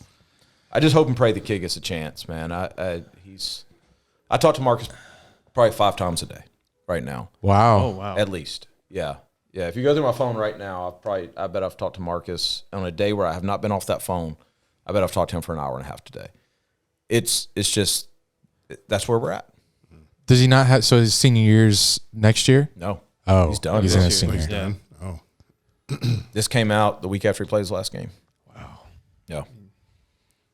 People are. There's a part of me too. I completely get what Florida was doing. I told them this. Like, if I was in their situation, I probably would have done the same thing. Probably would have done the exact same thing. Probably would have lifted the scholarship. I just don't think it had to be handled like that. I don't think you had to do it right away. Like, if you let it sit for 10 days and then let him decommit. But he wrote a apology letter, right? Like, and in that apology letter, 2 days later, it was the University of Florida pulled my scholarship. Regretful for everything I did, and that became the headline. I'm just curious, and if there's any PR people, like, maybe I could use your help. If he wouldn't have done that, if he would have waited 10 days and just decommitted, everybody would have known why. Would it have gotten the same traction? If you couldn't lead the headline with Florida pulls scholarship for. You follow me on that? I think they wanted that, though. Exactly. right. Exactly. And that's what I'm getting to. And I love the Florida staff. I talk to them. I'll talk to them today. But both things can be true. I can like you, and you can royally mess up a situation. And I've a hard time saying they messed it up because it was Marcus's original mistake. Mm-hmm. But I think they stacked mistakes on top of each other because all of the Florida commits immediately came out in Marcus's defense. Immediately. And all of his friends and everybody locally has come out in Marcus's defense. It's the national scene. I've talked to colleges. I won't say the college names, but I've talked to colleges who've just flat out said, like, we love the kid. Like, he's number one of what's left on our board, but there's no way we're doing this. We're not going to be first. oh shit, that thing's good. Oh my gosh. There's a roach or a palmetto bug crawling on the This is really embarrassing. Oh, it's on the soundboard now. Yeah, I don't want That's to huge. smash it on. Do we just pretend it's not there? I mean, we could, but Hold on. it's gonna fly. I'm Give me a finished. napkin. You make a napkin? I'm waiting for it to get off the soundboard. Wait, where's it? Right here. It's over there. Man, that thing's. What are you? There you go. Funny enough, keep it there. that Yeah. thing We have was a pet. born when we started that game. And it is a full-grown larva. roach. Oh, with wings in her. Hey, just stop roasting my game. Anyway, so didn't mean to take up all that time with Marcus, but it is a super unique. Right. Well, someone asked, so I'm sure they appreciate it. so. Can I ask y'all something on this? Because Yeah. I had this, somebody reach out to me and I thought this was a good comparison, but I don't know. If I would have heard Marcus singing a song by some white guy where he's using that word in a very negative connotation, get it, completely get it. If I, let me just flip that. Let's say that there's a black guy on and he's singing a country song where some negative connotation is, like, I can handle that. Like, it's in the song, right? In some way, like, he's almost supporting whatever that culture is. And somebody pointed that out. They're like, okay, well, Marcus is rapping along with the song. He obviously knows. He's obviously bought, like, all that kind of stuff. And does that make a difference? Like, if it would have been a country song or something like that, and I'm completely stereotyping there, but where the word was used differently, that would have been, like, egregious. I don't think I've heard a song like that. I don't either. Yeah. And that's the problem. Yeah. Like, that's seriously the problem. I'm sure they're out there, but does it make a difference? Does it make a difference that it was a rap song that he was singing along with? And I don't know. I think it's just the fact that it was the word in general. Regardless of how it's said, it's just the word. Yeah. I think if there's a video of him saying it to someone, remember Morgan Wallen, he recovered. I don't remember how he said it. If it was a negative way, it was in a fight. So I did some research on this. Okay. There was somebody outside of some house and he called him bitch ass. Okay. It was a white guy and they were in a fight. Yeah. I promise you this wasn't on purpose. This is hysterical though. Marcus came in to throw Monday after this dropped. Flip on the radio. Tell Marcus. I said, we're not listening to rap. Morgan Wallen comes on. Morgan Wallen comes on and I'm like, oh, you got to be kidding me. And our video, I'm like, we cannot record anything. Let me go change it. Yeah. Imagine a video gets out of him listening to Morgan Wallen after that. But it's just so, it's like, it's an awkward place to be in because I know the kid, but I also know it's offensive. It's just like a weird, I don't even have an opinion on it. Does that make sense? Well, like I can talk myself into either way. Yeah. I'm sure Eric already knows I sing it in the car when I'm alone, but I'm not going to post it. No. And to anyone. Does that make it any better or any worse? Right. That's why I bring it up. Right. It's a crazy situation. I think it does. I think it's interesting though, because I think it's definitely a stance that Florida took that it's pretty, I mean, that's your standard, right? So, and Florida had a rough day today in the PR world. That's a sad situation. Did they pull his yet? Like, did they kick him off the team yet? I don't think so. I think they've just suspended him, but I get that. There's legal ramifications with all that, but we've all seen these guys' social media. Like, are you going to dig down? Are you going to go through everything that they post? And I don't know, man. It's sad. It's sad. At the end of the day, like, I respect Florida and I understand why they did it. I hope the kid gets the second chance somewhere. And from that point, it's his responsibility to make the most of that chance. But yeah, man, it's definitely been a tough 2 weeks for him. Yeah. I can imagine. 1 second of his life. 1 second. Yeah. And and I was telling him, I'm like, you know how many stories, if you go to a jail, go that same way though? Like one decision. And it's these guys are under a microscope and you can't do stupid crap.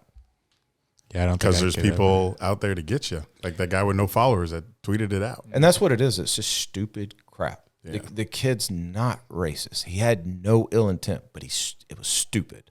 And he's paying for it. He's paying a price much higher than Yeah, maybe what it's like hey, this guy makes bad decisions, so let's not mess with it. That might be also I'm sure. Put in I'm sure. Yeah, and if that video was out before he was recruited, I don't think Florida offers him. So that's the other thing, right? So it's one of those weird things where both things can be right. Or if it came out later while he was on the team. Yeah, what do they do? Much later. Right. Yeah, it'll be like, yeah, I don't know what would happen. Maybe people would be like, they don't care at that point. If he's like a star on Florida at that point. yeah. I think I would be interested to see. No, I wouldn't. I'm not even gonna say that. I wouldn't be that interested. I just bottom line is he's got to write a new book, and it's up to him what that looks like. I told him, I said, you can never hear about this again, but that means that you're never going to do anything in life again. Like if I'm you, it's my goal to hear about this crap every couple years when I'm winning a Heisman or when I'm getting drafted. Yeah. I want you to have to deal with this for the rest of your life. Yeah. That was a heck of a first question. It was, right? Yeah. And to be fair, I had no idea what that was about. So he's like, I just threw it out there. I didn't know what it was about either. If I knew what it was, I wouldn't have led with that. I referenced him earlier.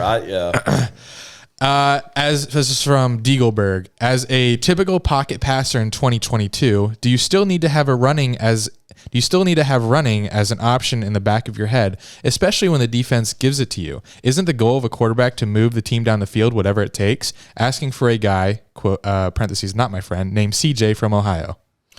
It's actually a really good question. This is obviously a very upset Ohio State fan who thinks CJ Stroud, I guess, didn't run enough. He doesn't run at all. Yeah. It's actually a really good question. I don't think there should be a category of dual threat and pocket passer anymore because a quarterback is a quarterback now, and most of these guys can move. But I can think of several guys in my head that can't, like that I can maybe be able to beat in a race right now who are really, really effective. But if we're getting specific about people, if you have that in your toolbox, it needs to be displayed. And in order to be displayed, it needs to be the coach has a responsibility in that too, right? It needs to be part of the game plan. And we were talking about Trevor earlier. I don't think it's there's a reason why Trevor started running more. He started playing better, right? He likes to get hit. You get hit, the stress you put on the defense, it opens up throwing lanes. It's the same conversation that Florida had about Anthony Richardson all year. It's the exact same thing. So I think he's right. I think if you can move, you definitely need to take advantage of that. And it's definitely easier to get recruited or drafted the better you move. Yeah. Who's your favorite all-time quarterback mechanically? Cleanest throwing motion? Zach Wilson. Probably Dan Marino. Dan Marino was way ahead of his time. Way ahead, and it's so funny because people have a skewed memory of we teach what we were taught. So whatever we were taught on how to throw or how to whatever your thing is, that's what you're going to teach. Mechanics have been proven to be different than what was taught in the 80s and 90s and even the early 2000s. Go back and you watch Dan Marino. Dan Marino was doing a lot of this back then. So I've recently really dug into. You love that answer, right? Yeah. Pit guy. Recently have dug into Marino film, and I'm blown away at the latter part of his. I pictured him throwing a certain type of way when in reality he didn't. Right? You always hear about hold the ball up here and all that. No, don't. If you're listening, don't. You're gonna be a fumble machine, and it's not anything. It doesn't make your release quick or anything like that. Like Marino was low. He had this little loop. Everything that we're teaching now, he was doing before, but he was always the poster child for the way you were supposed to throw it back then, and it was just messed up. So I think right now, probably Marino, if I'm being dead honest, I'm infatuated with Aaron Rodgers. So if I could just watch a video of those two, I would. Do you think Bryce Young's size will affect his play in the NFL, and do you think Bryce will be a good NFL quarterback? So there's studies on this.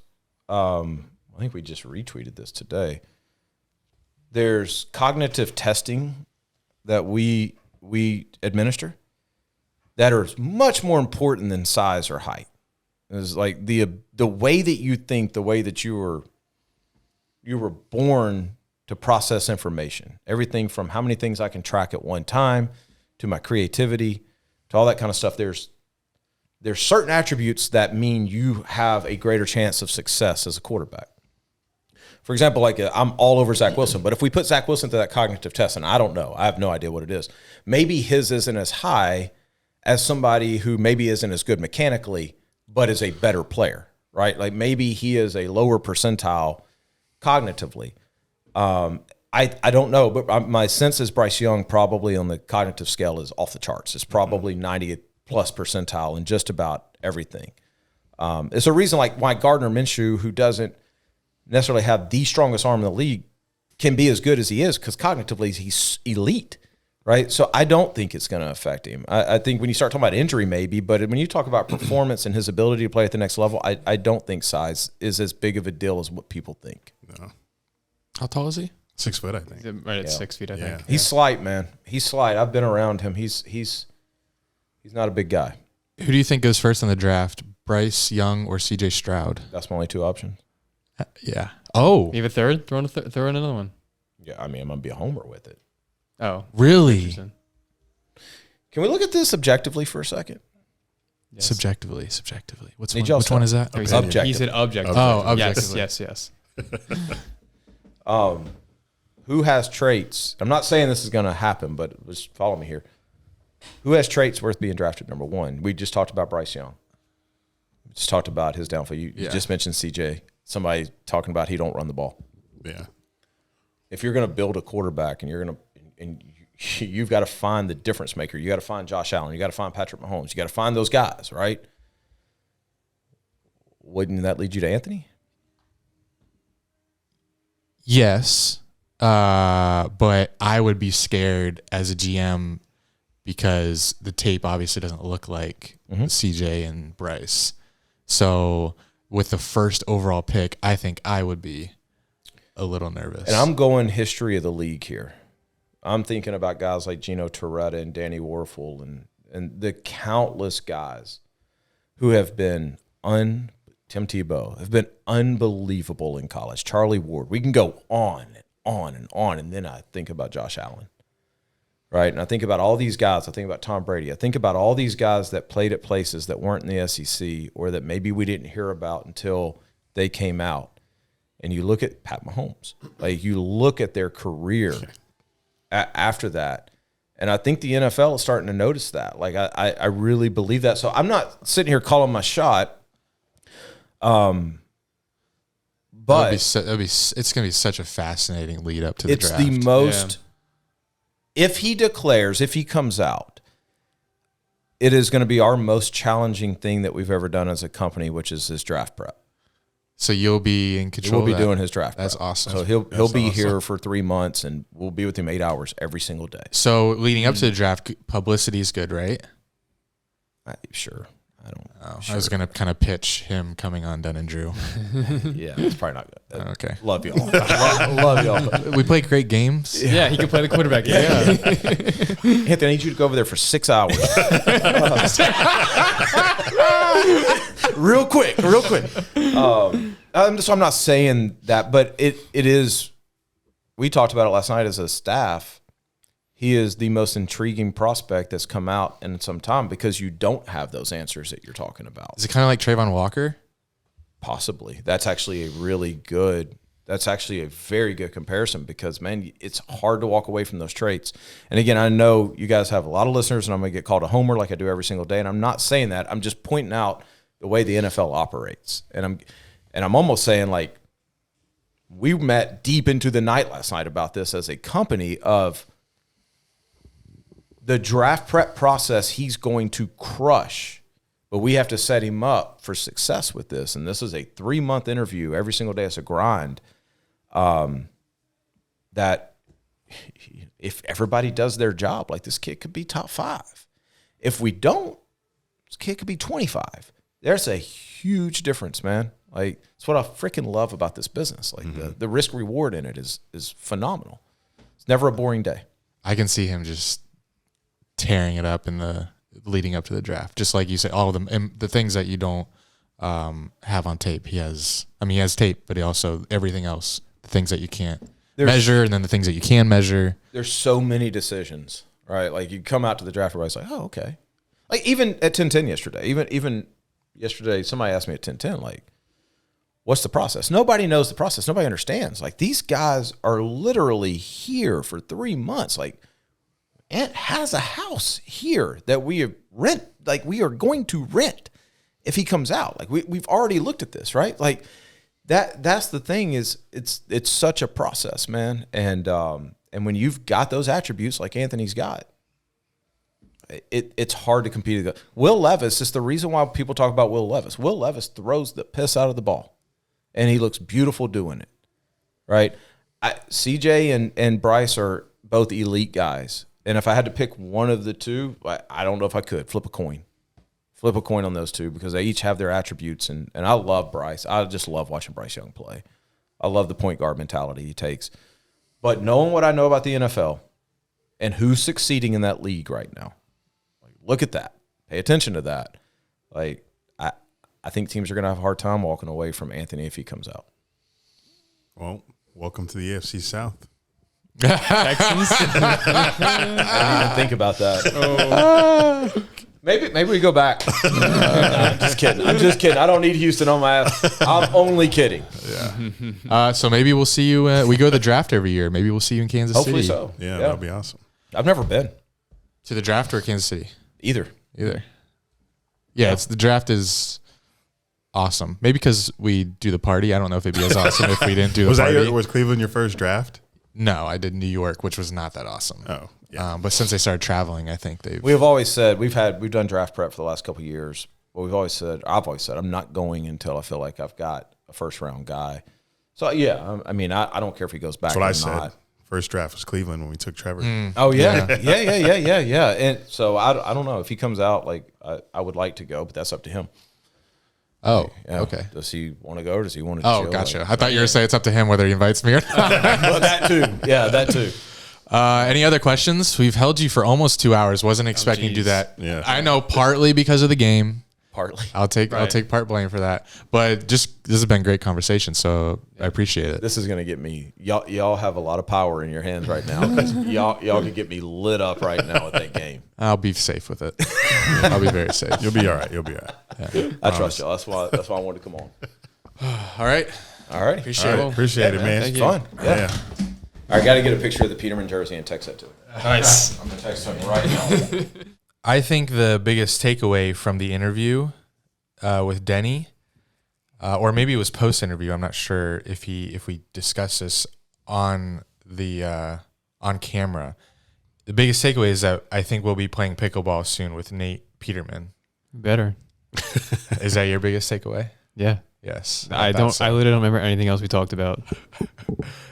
He took a picture of Jack after we were done. Jack was wearing a Nate Peterman jersey and Pitt jersey.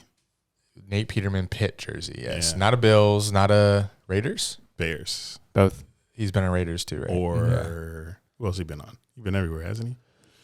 Johnny I can't Cash. think of those two. There was three. that You a don't song? know that one. No, you don't know that one. Is that a song? Yes. I've been everywhere? Yes. Oh, I've been everywhere, man. Whoa! Yes, come on, boy. You know about that? You know about that Johnny Cash? No, I just know the Nice. song. But I From a didn't. commercial because it's been in a Yeah, commercial. it's probably been in Okay. everything. It's probably been in cars. Cars. What were we talking about? Nate Peterman, Oh pickleball. yes. Yeah, So Denny pickleball. took a picture of this was off camera. Denny took a picture of Jack, and sent it to Nate, and Nate responded. Should have had this pulled up. Something. You responded something. He said, love it. You said love it among.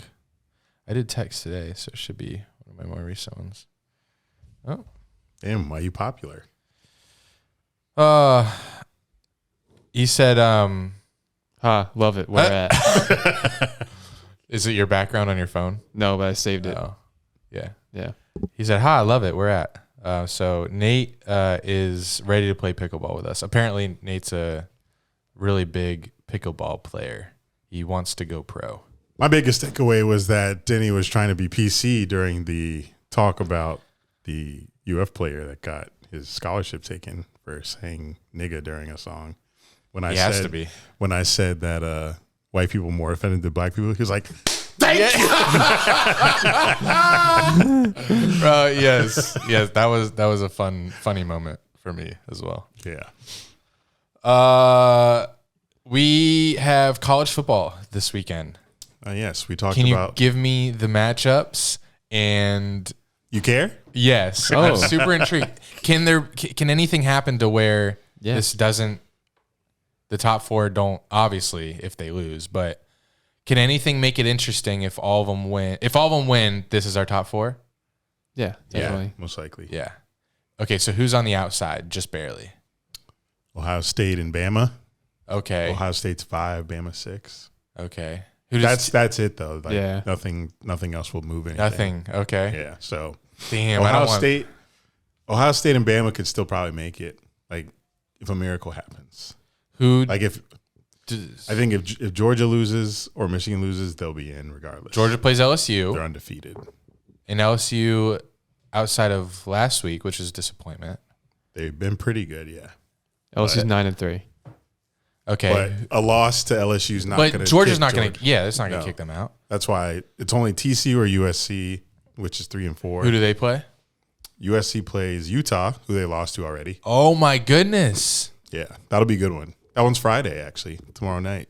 So Oh. we'll get to see that one first. So do you think if TCU loses and USC loses, Ohio State Bama goes in? I don't think both. I think they'll let TCU in. Even if they Oh, lose? wait. TCU has one loss, right? No, they're undefeated. Oh, I think they'll stay in. Okay. And then if USC I loses, think if USC loses, Will they Ohio put- State will get in okay. over Bama. What scenario can we think of that Bama could get in? I don't see one. If USC has if USC loses and they'll have 2 losses, Bama also have 2 losses. And Bama's 2 losses were against Tennessee Mm, and LSU. right. Could argue that they're more quality opponents than USC's 2 losses, which would be both to Utah. Could make a And case Ohio there. State did get whooped by Michigan. Right. So that could play a factor in them putting Alabama above them. But neither of them have games this week. Right. So that's why I'd say Ohio State would get. Because that'd be tough to put Bama 2 spots, like jump Bama 2 spots for not playing. People would riot. I think it'd be weird. So I think because Ohio State finished above Alabama after this last college playoff ranking, that Ohio State would get first dibs should USC lose to Utah. But I think TCU would still, In regardless. yeah. Or they get blown out. Blown out by Kansas State. Yeah.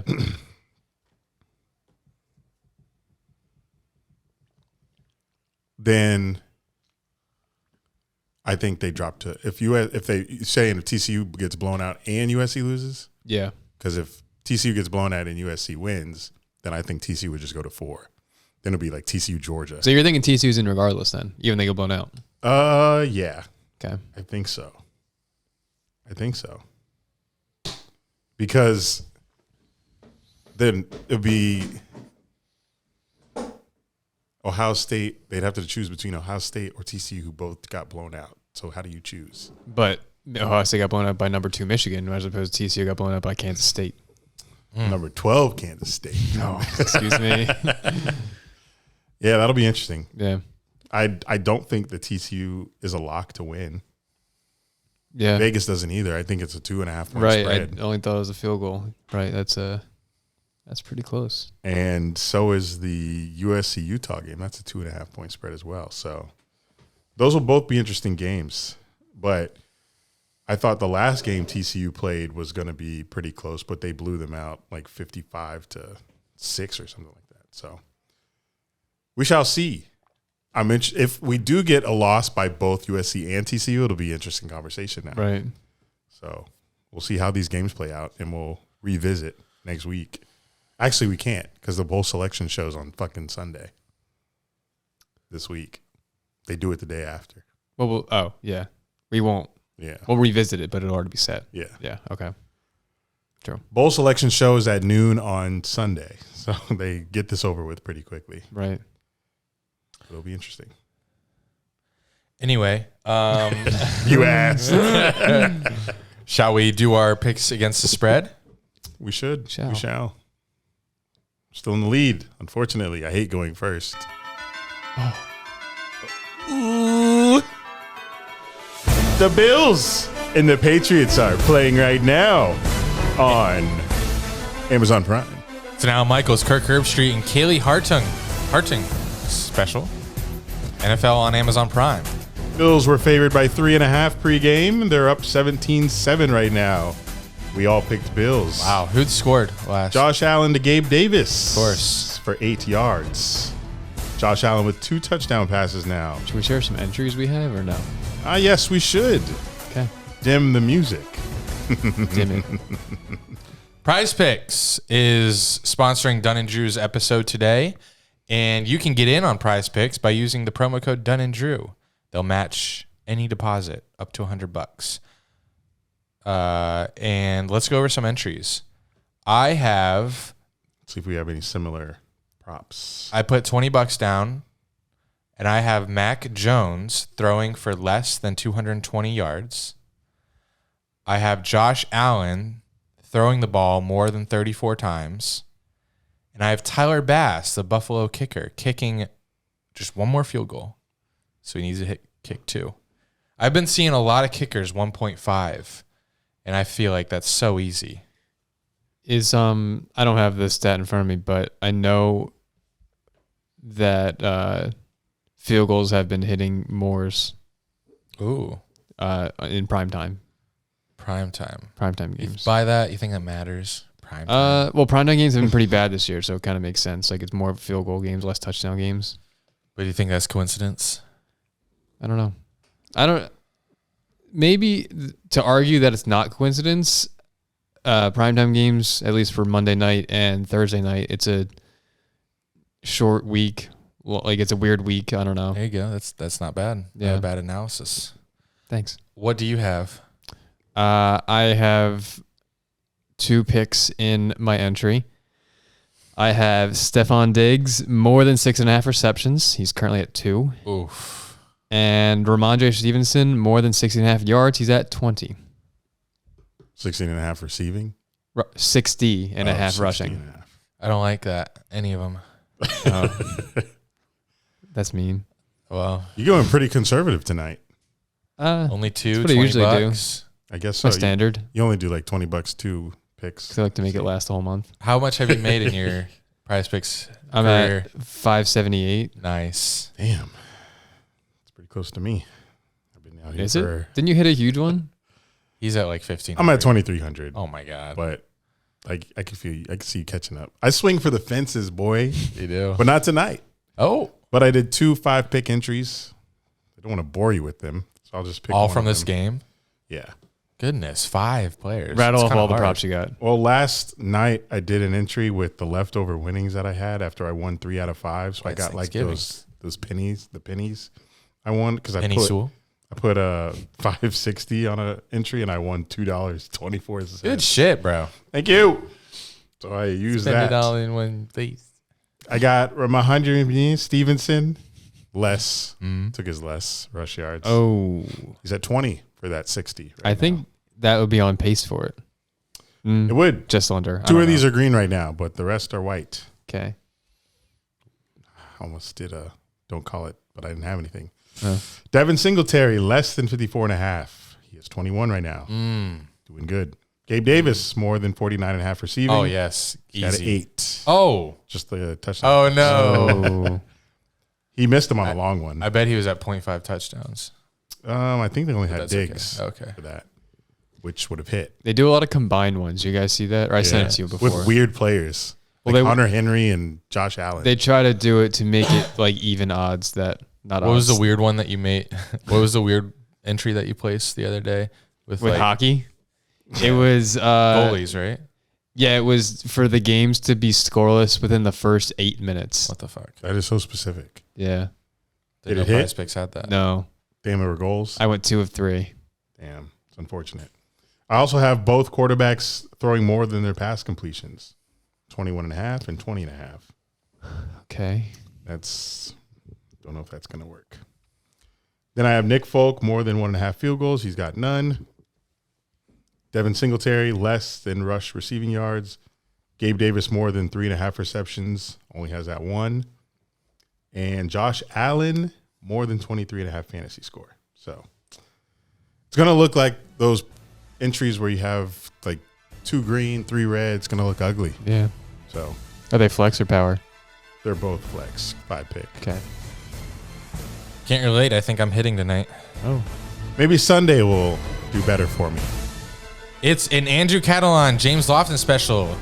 NFL and CBS. Steelers at Falcons. Steelers are favored here by 1, which is very disrespectful to Kenny and the crew. I have Steelers. Nice. I too have Steelers. Nice. Falcons just lost Kyle Pitts, Falcons just lost Kyle Pitts. and I don't think Cordell Patterson And I will don't, do it. And I don't think Cordell Patterson will do it. I got the You Falcons. watching? Give us some kind of analysis. On Steelers, Falcons. I think Steelers are going to win. Watt's All right. going to eat. Yeah, he's been a little quiet statistically since he's returned, Hey, but welcome to the party. no, but it shows on the field. He had an interception. He's got some other stuff, but he just hasn't gotten a sack in the last 2 games. Doesn't need it. His presence alone. Right, because Alex Highsmith, the guy on the other edge, Who? the guy on the other edge, don't say it, has a couple sacks himself. So Okay. he's very impactful, helps the whole defense. Good for him. Kenny's going to have 304 touchdowns. 304? Yeah. More. 300 yards and 4 touchdowns. Oh, I said that okay. too fast. I'm sorry. Yeah, I thought you said 304 touchdowns. But the Falcons' pass defense is very bad. Both these pass defenses aren't good. I think they are first and second in most 20-yard passes allowed. So it sounds like I should take the Kenny Pickett more. What's it at? probably Let me not guess. up. Let me guess. Probably not up. 214. It's probably no, not. more. 268. It's probably not up yet. It's not up yet. 268. They fill the board. They're not that high. They I was like fill the board on Friday. 238. 240s. Yeah, that's 238 and a half. Sure. 238 and a half. Yeah. Yes, I'm going to write down my Sunday prize book entry as we do this. Okay. I'm going to do Kenny Pickett more Thanks. because Najee's not doing well. He's hurt. He got hurt Monday night. Oh, it's a lock. He may play Sunday, but he looks like he's banged up. Kenny Moore. I'm going to do a two player on Sunday. Okay, that's smart. Next, 2 washes, Bills and Steelers. Oh, we all picked the Bills -4. I don't think we said that. Did we? Yeah, we said we all have the Bills. Okay. Tuck me clean, tuck me clean, tuck me clean, clean. It is a Kevin Harlan Grow Up, Trent Green, and Melanie Collins special NFL on CBS 1 p.m. Denver in the they're just so in the mud. It's so beautiful. They ate with Peyton Manning, and now they're paying a long, long time for it. The Broncos at the Baltimore Ravens, who are just coming off a loss. Love verse. I wish I had the button. Hold on. They're playing the Baltimore Ravens. Who did they just lose to? They just lost I don't remember. last week. Ooh, is tell when, me. Tell is me when this who. game happened. They I lost. feel like they lost to a really good quarterback. Hurry. They lost to. That wasn't loud enough. Who? Who? They Who? sorry. Let me say it louder.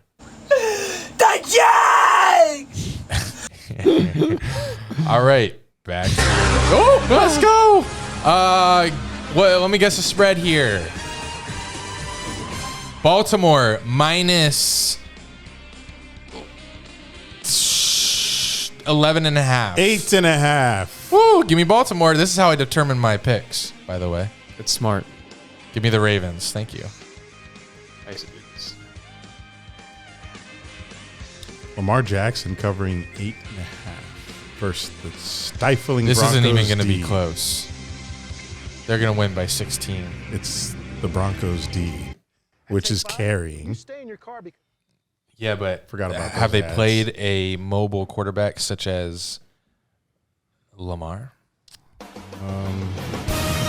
Didn't matter versus the Jags.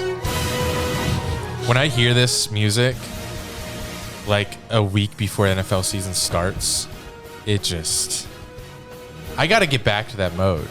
You do. I'm taking it for granted. I'm always in that mode. I know you are. I never turn that mode off. I believe you. Like, when I listen to this in August, I am fucking juiced. Right now, it's just another song.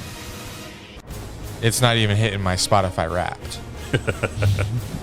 But I'm taking the Broncos to cover the points. wow. They haven't lost too many games by this spread. They lost last week by this spread to the Panthers. They did. Tee. But At home. There's less games of that than there are more. Fewer. Sorry. Same word.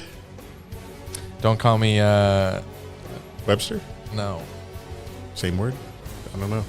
No, one fewer. Stannis Baratheon. I'm mad. You gotta rewatch it. I'm not rewatching for that reference. Who's your pick? Jack. I am taking the Ravens. I'm up. Good pick. You're up. It's an Adam Amin, Mark Schlereth, and Christina Pink. NFL on Fox. Green Bay. Here we go. I'm surprised this isn't a primetime game. They love shoving this game down our throats. And hey, Chicago, this might be their time to finally beat the Packers. Is this the last time we see Rodgers play the Bears? Are you insinuating a Jordan Love takeover? Well, Aaron, it could have happened. It could have started this week. Last week could have been Aaron Rodgers' last game ever. The spread is Packers 3.5. Oh my goodness. Fields practiced today. Yeah. What's wrong with his shoulder? Separated. Is that because he's running around? Yes. Yeah. It's not going to last long. He's going to have to change. Maybe. We'll Doesn't see. matter. Packers own the Bears. Give me the Packers. Wow. Bam, bam, bam. 3.5. Man. Yeah. How's your boy Claypool been doing? Not good. Ugh. And so the Bears are currently picking second overall. So they gave us the 33rd pick overall for Chase Claypool, who I think has totaled 100 yards in 5 weeks or 4 weeks, something wild like that. That was such a good great trade by the Steelers. Because such a good trade. That was robbery. Ah, man. Bears gave you their first overall pick. Their second round pick, so that's Which is- 33rd overall. It's going to basically be a late first round pick. Because the Dolphins lost their first round pick, so it's essentially 2.01. Why you draft board? Damn, this is tough. Hardest game to pick so We far. picked 3 games. Let me guess the spread. That helps me. Said it Okay. already. But Right, but that helps me pick my. Oh, he's saying for the future or the next games. Yeah. Don't say it. Give me Okay, Packers. Daddy. It's Aaron Rodgers. He owns his team. Thank you. I fucking own you. Jack, I'm interested in this. I feel like you're going Chicago. I don't. They are intriguing. The Okay, he's defense. going Packers. Let's go. Jacksonville at. I'm just kidding. Go ahead. The defense is so bad though. Christian fall Watson is gonna score. Right, 2 like even if touchdowns. Jordan Love plays, because like outside of Christian Watson, they still have 2 good running backs. Like they still have decent I don't know, decent weapons. And but Fields they has have played. guys. Fields, when he played terrific, they still lost. Yeah, but they lost very close games. But Fields, possibly not playing. He probably will play, but possibly playing banged up. I'll just go with the Packers. Yeah. Close. It's a run on the Packers. This is a Chris Myers, Robert Smith, and Jen Hale special NFL on Fox. Who? The Jacksonville Jaguars are red hot. Won 2 of the last 3, and they go So hot. to the. It's hot for us. They go to the Motor City and play a team that's oddly similar to them in terms of Sound effect God. record, team projection, and actually statistically this season, their points per game, defensive yards per play, offensive yards per play, rushing yards per game, passing yards per game. It's all very, very close, almost identical. So these are 2 very evenly matched teams. Jacksonville's defense is a little better. So I'm going to guess. Oh, no, I already saw this spread. Last time I looked, it was Detroit -1. What's it at now? Still Detroit -1. What is? Oh, it's a lion. I thought it was you snoring or something. This is the game of the big cats. I'm going to take Detroit. Huh, it is. You got Detroit winning outright then. Yeah. Wow. I'm going to get Detroit because... DJ Chark revenge game, he said. And Mark Brunell revenge game. He's the quarterback coach. Yeah. I just don't see until we do Until something Trevor like proves this. it's him. No, Trevor's him. But when's the last time we won? Oh, we did win an away game this year. But Oh, I thought you were going to say 2 in a row. 2 in a row would be nice too. You did it this year. We did. Okay. Shit. We're back. Damn. Is Trevor him? Am I picking the Jags? I don't think I've been right about a Jags pick all Hey, I picked Jags last week. How about that? year. You did. I picked Jags last week, and it was to overcome, because you guys both picked Ravens. So it wasn't proud of because that you pick. believed in the team. Let me pick Jags. I'm going with Jags. So am I. Whoa, and you're going to the game. That's an L. ETN back. Trevor's and him. Lions defense is But their putrid. offense, I feel like they're going to just destroy our I defense. think if it's a shootout, I like Trevor to close it out. Wow, what a thing to say. His confidence has to be, I feel like, and we kind of talked about with Denny, once you get over that hump and you gain that confidence, like, yeah, I can do it, I think it's going to unlock something that we haven't even seen yet. He's been playing unreal the last 3 weeks, and now he gets this defense for a 4th game. I like it. Jack. I'm with you guys picking the Jags. Wow. I'm for all the reasons you just said. I think Trevor's going to build more confidence off this horrible defense in the Lions. Eric, you were 2-9 picking Jags spreads. That was he? Not good timing. Yeah. Eric is 2-9 picking Jags spreads. Ah, yes. Sounds like my record's at the games as well. So I'm gonna go. What am I? 2-10. Honestly, better than your This is good. What am attendance I? record. What am I? I gotta add it up. Why am I so horrible versus my won team? Because you're biased. 1 and 2, 1 and 3. No, when I pick Whoa. against us, 1 we and win. 4. Oh my God. 2 and 4. Okay. 2 and 5. Oh. 3 and 5. 3 and 5. 4. 3 and 6. 4. 4 and 4 and 6. 6. By week. 5. Yeah, 5 and 5 6. and 5 and 6. 6. That's not bad. So 50-50 chance that I got this right. Yep. Where'd the music go? Sorry. Hutchinson versus Trayvon as well. Yeah, number 1 versus number 2. Yeah, Hutchinson is getting a sack here. He's been doing well. Sorry, guys. Okay. Okay, move on. Yes, Trayvon's been a disappointment this year. There's still hope. Didn't see that coming. Cleveland Browns at the Houston. Oh man, what a game! Yeah. Spiro Ditas, Jay Feely, and go ahead, Jack. Aditi Kanabala. Yep. The Browns and Deshaun Watson. This is just storyline ridden. Plays his first game since the accusations, since holding out, since getting traded to the Browns. Plays his first game in the NFL, and it's versus his former team. This is going to be electric. He has Amari Cooper. He has David Njoku. He has Josh Gordon. Nope. No. Who's in the backfield? Oh, goodness gracious. He has Nick Chubb, Kareem Hunt. This is not going to be a Deshaun Watson breakout game. Houston Texans have one of the worst rush Ds. It's going to be a Chubb spectacle. So let me write in Chubb more for my Prize Dude, Picks notes. I bet it's not out yet, but I'm gonna guess it's like 95 and a half. It's gonna be high. Oh, no. and I'm taking it because he's going to have 120. 86 and a half. I don't know, man. It's Wow, gonna be really? high. It's going to be high, As he man. said, Houston that bad? Yeah. Yeah. Oh, my goodness. Then Worst rush. Chubb is I don't know if Josh Jacobs is now the leading rusher after last week, but Chubb is right there. Chubb's finna catch up. Yeah. Give me Browns. Spread is 7 points. That's it. Yeah. That's crazy. Give me Browns.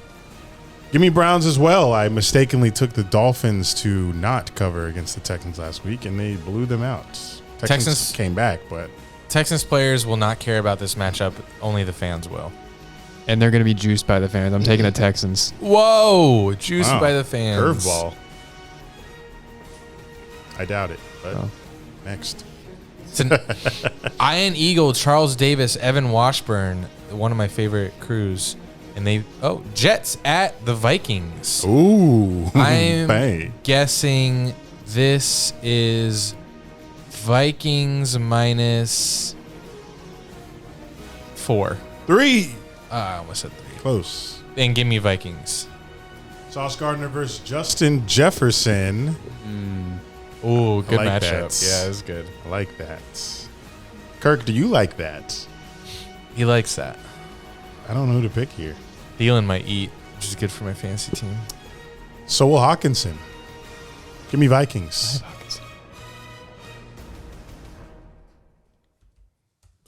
Mike White, you did good last week, but Oh, I forgot about that. it was the Bears. Well, Vikings, I've been giving up a fuck ton of passing yards, but I don't see it. Did you pick? Yes, I pick Vikings. Oh, I'm also Vikings. Wash. Speaking of wash, it's the Washington Commanders at the New York Nice. Giants. NFL on Fox, 1 p.m. Kenny Albert, Jonathan Vilma, Shannon Spake. Who do we have? Let me guess the spread. I'm going, oh man. Giants minus 2. Washington minus 2.5. Holy cow. They're on a 3-game win streak and are last in the NFC East at 7-5. That division is nice. I'm a big fan of the head coach for the Giants. I'm also a big fan of the head coach for the Commanders. Commanders are on a roll. I'm taking them on the road, I'll take Giants. which I wouldn't have never taken the Commanders, but they're commanding. Your preseason record prediction for them, you guys disrespected them so much. Yes, we did. Redskins or Commanders fans also disrespected Taylor Heineke. They did. Completely overlooked them. Wasn't even a factor on their mind. Yet he's got you in playoff position. Imagine that. Jack? I'm torn because Daniel Jones has a pretty bad paper. cover rate at home, and he's a lot better on. I don't know what you said. I caught it. Okay. Jack misses them every time. Come on, Jack, be nimble. Daniel Jones has a bad cover rate at home, and he's very Cover rated. decent. He's decent on. He doesn't give a fuck. He's decent on the road, so that makes me want to pick the Commanders. But I think the Giants are gonna win. Oh, I don't. Love that. All right. I'll take the Giants. Okay. Could be 1-point game. You still win that one. It's 2.5. Yeah. Giants by field goal. Brian Dable. Let's get this. It's a Kevin Burkhardt, Greg Olson, Aaron Andrews, and Tom Rinaldi. Love him. Their top crew is Fox's top crew is going to Philly Gross. for Derrick Henry to run all over Ndamukong Suh and the Philadelphia Eagles. What's AJ Brown doing? AJ Brown revenge game. Oh my goodness! But hasn't he been hurt? No. He's healthy.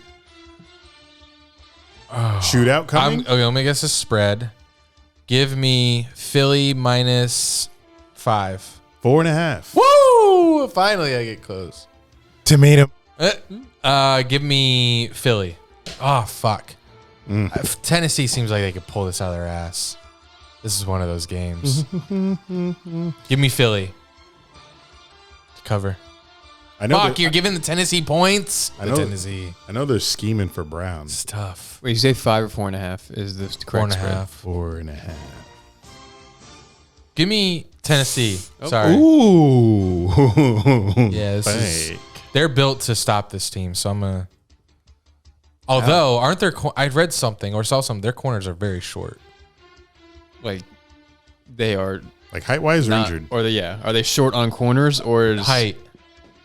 Is that true? Yes, that's true. Well, I read it. Oh no, it was a podcast I was listening to. Tennessee corners are average 5'10", I believe, or no, 6 foot. One of those. 6 foot isn't right. too short. So for maybe corners. it's 5'10". So they're playing AJ Brown, who's huge. AJ Brown's only 6'1". Really? Yeah, he's like built. AJ Brown is 6 foot tall. He's either listed as 6 feet or 6'1". He's not. That's insane. Doesn't- I think of him and I think of DK Metcalf. Yeah, DK's at least 3-4 inches taller than him. I'm 6'1", shocked. AJ Brown. I am shocked. Yeah, like I'm the same height as What AJ the Brown. heck? Yeah. So I'm just as good as He him. just must be huge everywhere else. everywhere. Damn. What was I thinking? I'm taking Titans with the points. The Titans cornerbacks are 5'10", 5'11", 5'11", 6'2", 6'2", 5'10", 5'11", 5'11", 6'2", 6'1", 5'11". That's it. You got a lot of corners. Thank you, Jack. Corners. More importantly, what's your pick? Titans. Wash. So we're washing with Damn. Tennessee. Someone take the Eagles. I'm now not doing it Really? Why not? because I hate them. I feel like this is a prime. Okay, switch me to Eagles. Okay. I'm not gonna wash with the Titans against the Eagles. That's foolish. This is the best opportunity to pull away. By a game. Yes, that's how you do it. I ain't trying to give you 20% of my prize I picks. forgot about that. Nice. Yes, I will bring that up. Didn't sign a contract. We shook. It's on. It's on video too. Yeah. And audio. It's a Kevin Kugler, Mark Sanchez, Laura Oakman special NFL on Fox. Seattle Seahawks at the Rams. I'll guess Seattle's favored by 5. 7. 7. Yes. Aaron Donald is out. Oh my goodness. Allen Robinson also out for the year. I don't think Matt Stafford's going to Cup's play. on IR. Still. Cup is still out. And Well, Rams covered versus Chiefs somehow. no, they See- didn't. Oh, it was like 1 point, right? It was close. Yeah, the Chiefs won by 16. The spread was 15.5. Although that is 15 points still, and we're giving 7 here. So give me the Seahawks. Jalen Ramsey, welcome back to the 2019 Jacksonville Jaguars. I know he's sick. I don't think he cares actually anymore. Won a Super Bowl. Got his ring? Yeah. He's done. He cares about his kids and the ring that he got. He really doesn't care anymore. Give me the Seahawks. Same wash. Wise. Joe Davis, Daryl Johnston, Pam Oliver, NFL and Fox. Dolphin. Oh my goodness, what a game. They should have flexed this to Sunday night instead of Cowboys Colts. Yes. Cowboys gold. Wow. Dolphins at the Niners. Whoa. Game of the week. Mike McDaniel returns to San Francisco. Jeff Wilson. Oh, go ahead. Tua Tagovailoa. Tagovailoa. 4 years in the league. Can't say it. Tagovailoa? Tagovailoa. Grow up. Tyreek Hill. Jalen Waddle. Mike Griddy-Sick. The Niners, Jimmy G. Great. Oh, this is a great battle of some of Denny's favorite quarterback mechanics. Yeah. Except Jimmy G rips his front arm too quickly. A great battle Yes. for Jack's 49ers D, who haven't given up a score in the last 6 quarters. Wow. He remembered. Wow. Didn't think you listened to me. I listen. I just don't care. Oh. But I recall things sometimes. I'm guessing San Fran -1. 4. Then give me the Dolphins. Niners D will be tested. This one's tough. Don't call it the steak I cook. That was so bad. That was hard. That was like the worst one. Hey, I would have died if you said don't call it Built Ford. You see, built. That would have been tough though, off the dome. But oh man, Nick Folk field goal, missed great. off the crossbar. R.I.P. to my prize picks. Give me the me.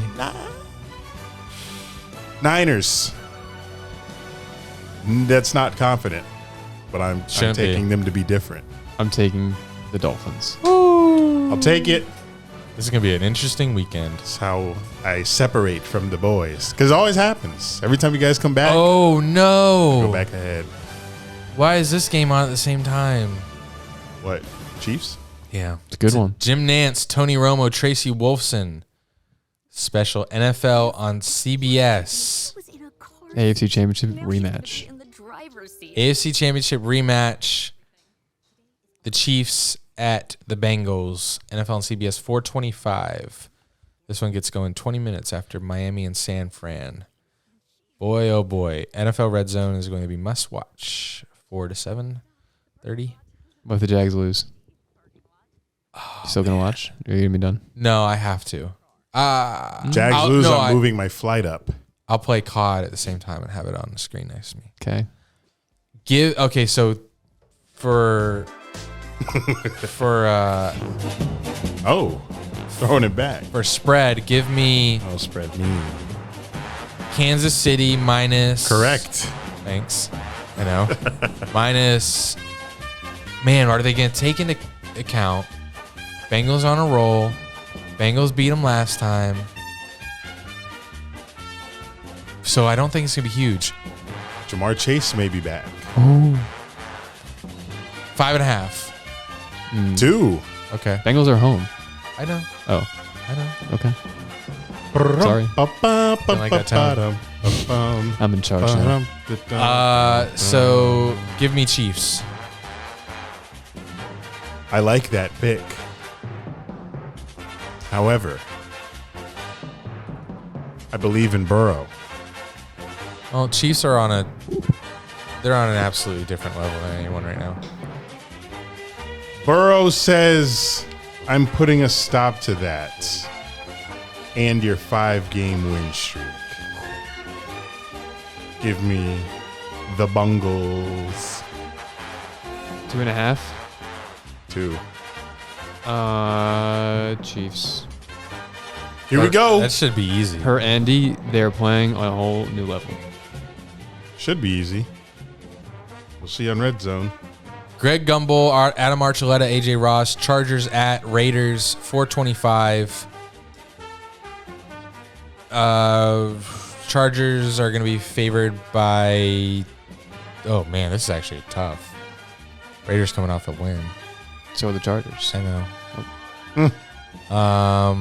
Chargers -2. Raiders -1. Oh man, That's disgusting. give me Chargers if you're giving me points. There's Raiders. Come on now. I believe Herbert will outduel Carr. Give me Herbert. Carr has better mechanics though. That's great. True. Not under pressure. I'm with you guys. It's a wash. Chargers +1. Shit. Come on. Embrace your inner 2 chains. And be different. Oh, would not have gotten that. I know. Mike Tirico, Chris Collinsworth, Melissa Stark, NFL Sunday Night Football. Indy at Oh, jinx. Indy at Dallas. Dallas -7.5. 10.5. Oh my goodness. Doesn't mean I'm picking Colts. Give me Cowboys to Wipe them, huh? to cover that one. I did see Cowboys win 40-3 versus an NFC powerhouse. So. Give me the boys in Jerry World, 24-6 Wash. Cowboys. Colts stink. in prime stink. time. Wow, They stink. They lost to the Pretty good. Steelers. That's mean. Kenny's good. and us. NFL on ESPN or whatever it's called. Monday Night Football. It's Peyton Manning, Eli Manning, and guests. That was ESPN 2. New Orleans Saints at the Bucks. Goodness gracious. Poor Buck and Aikman. Or Jameis Winston. Is he playing? Oh, no, he's not playing. Probably not. Oh, Whoa. It's a shame. Saints are bottom of the NFC South, which has been pitiful this year. Oh, this could have been James' revenge game, too. Yes, it could have. Bucks are going to be favored in this one by 5.5. 3.5. I was 3.5 was my guess. Yeah, I'm sure it was. Right after Eric said it, I'm sure it was. Give me the Bucks. Yeah, after what Denny talked about Brady doing everything perfectly, I'm going to take the Bucks as well. All right. What are we doing now? I didn't even make a pick. Oh, sorry. I'm gonna watch though. So What was the point? I don't know. Remind me the games we picked differently. We picked Chiefs, Bengals, Niners, Dolphins, Browns, Texans, Ravens, Broncos, Titans, Eagles, Commanders, Giants, Jags, Lions, and that is it. A good amount of non-washes. I love it. I do as well. All right, everybody. I think that's our show. I think so too.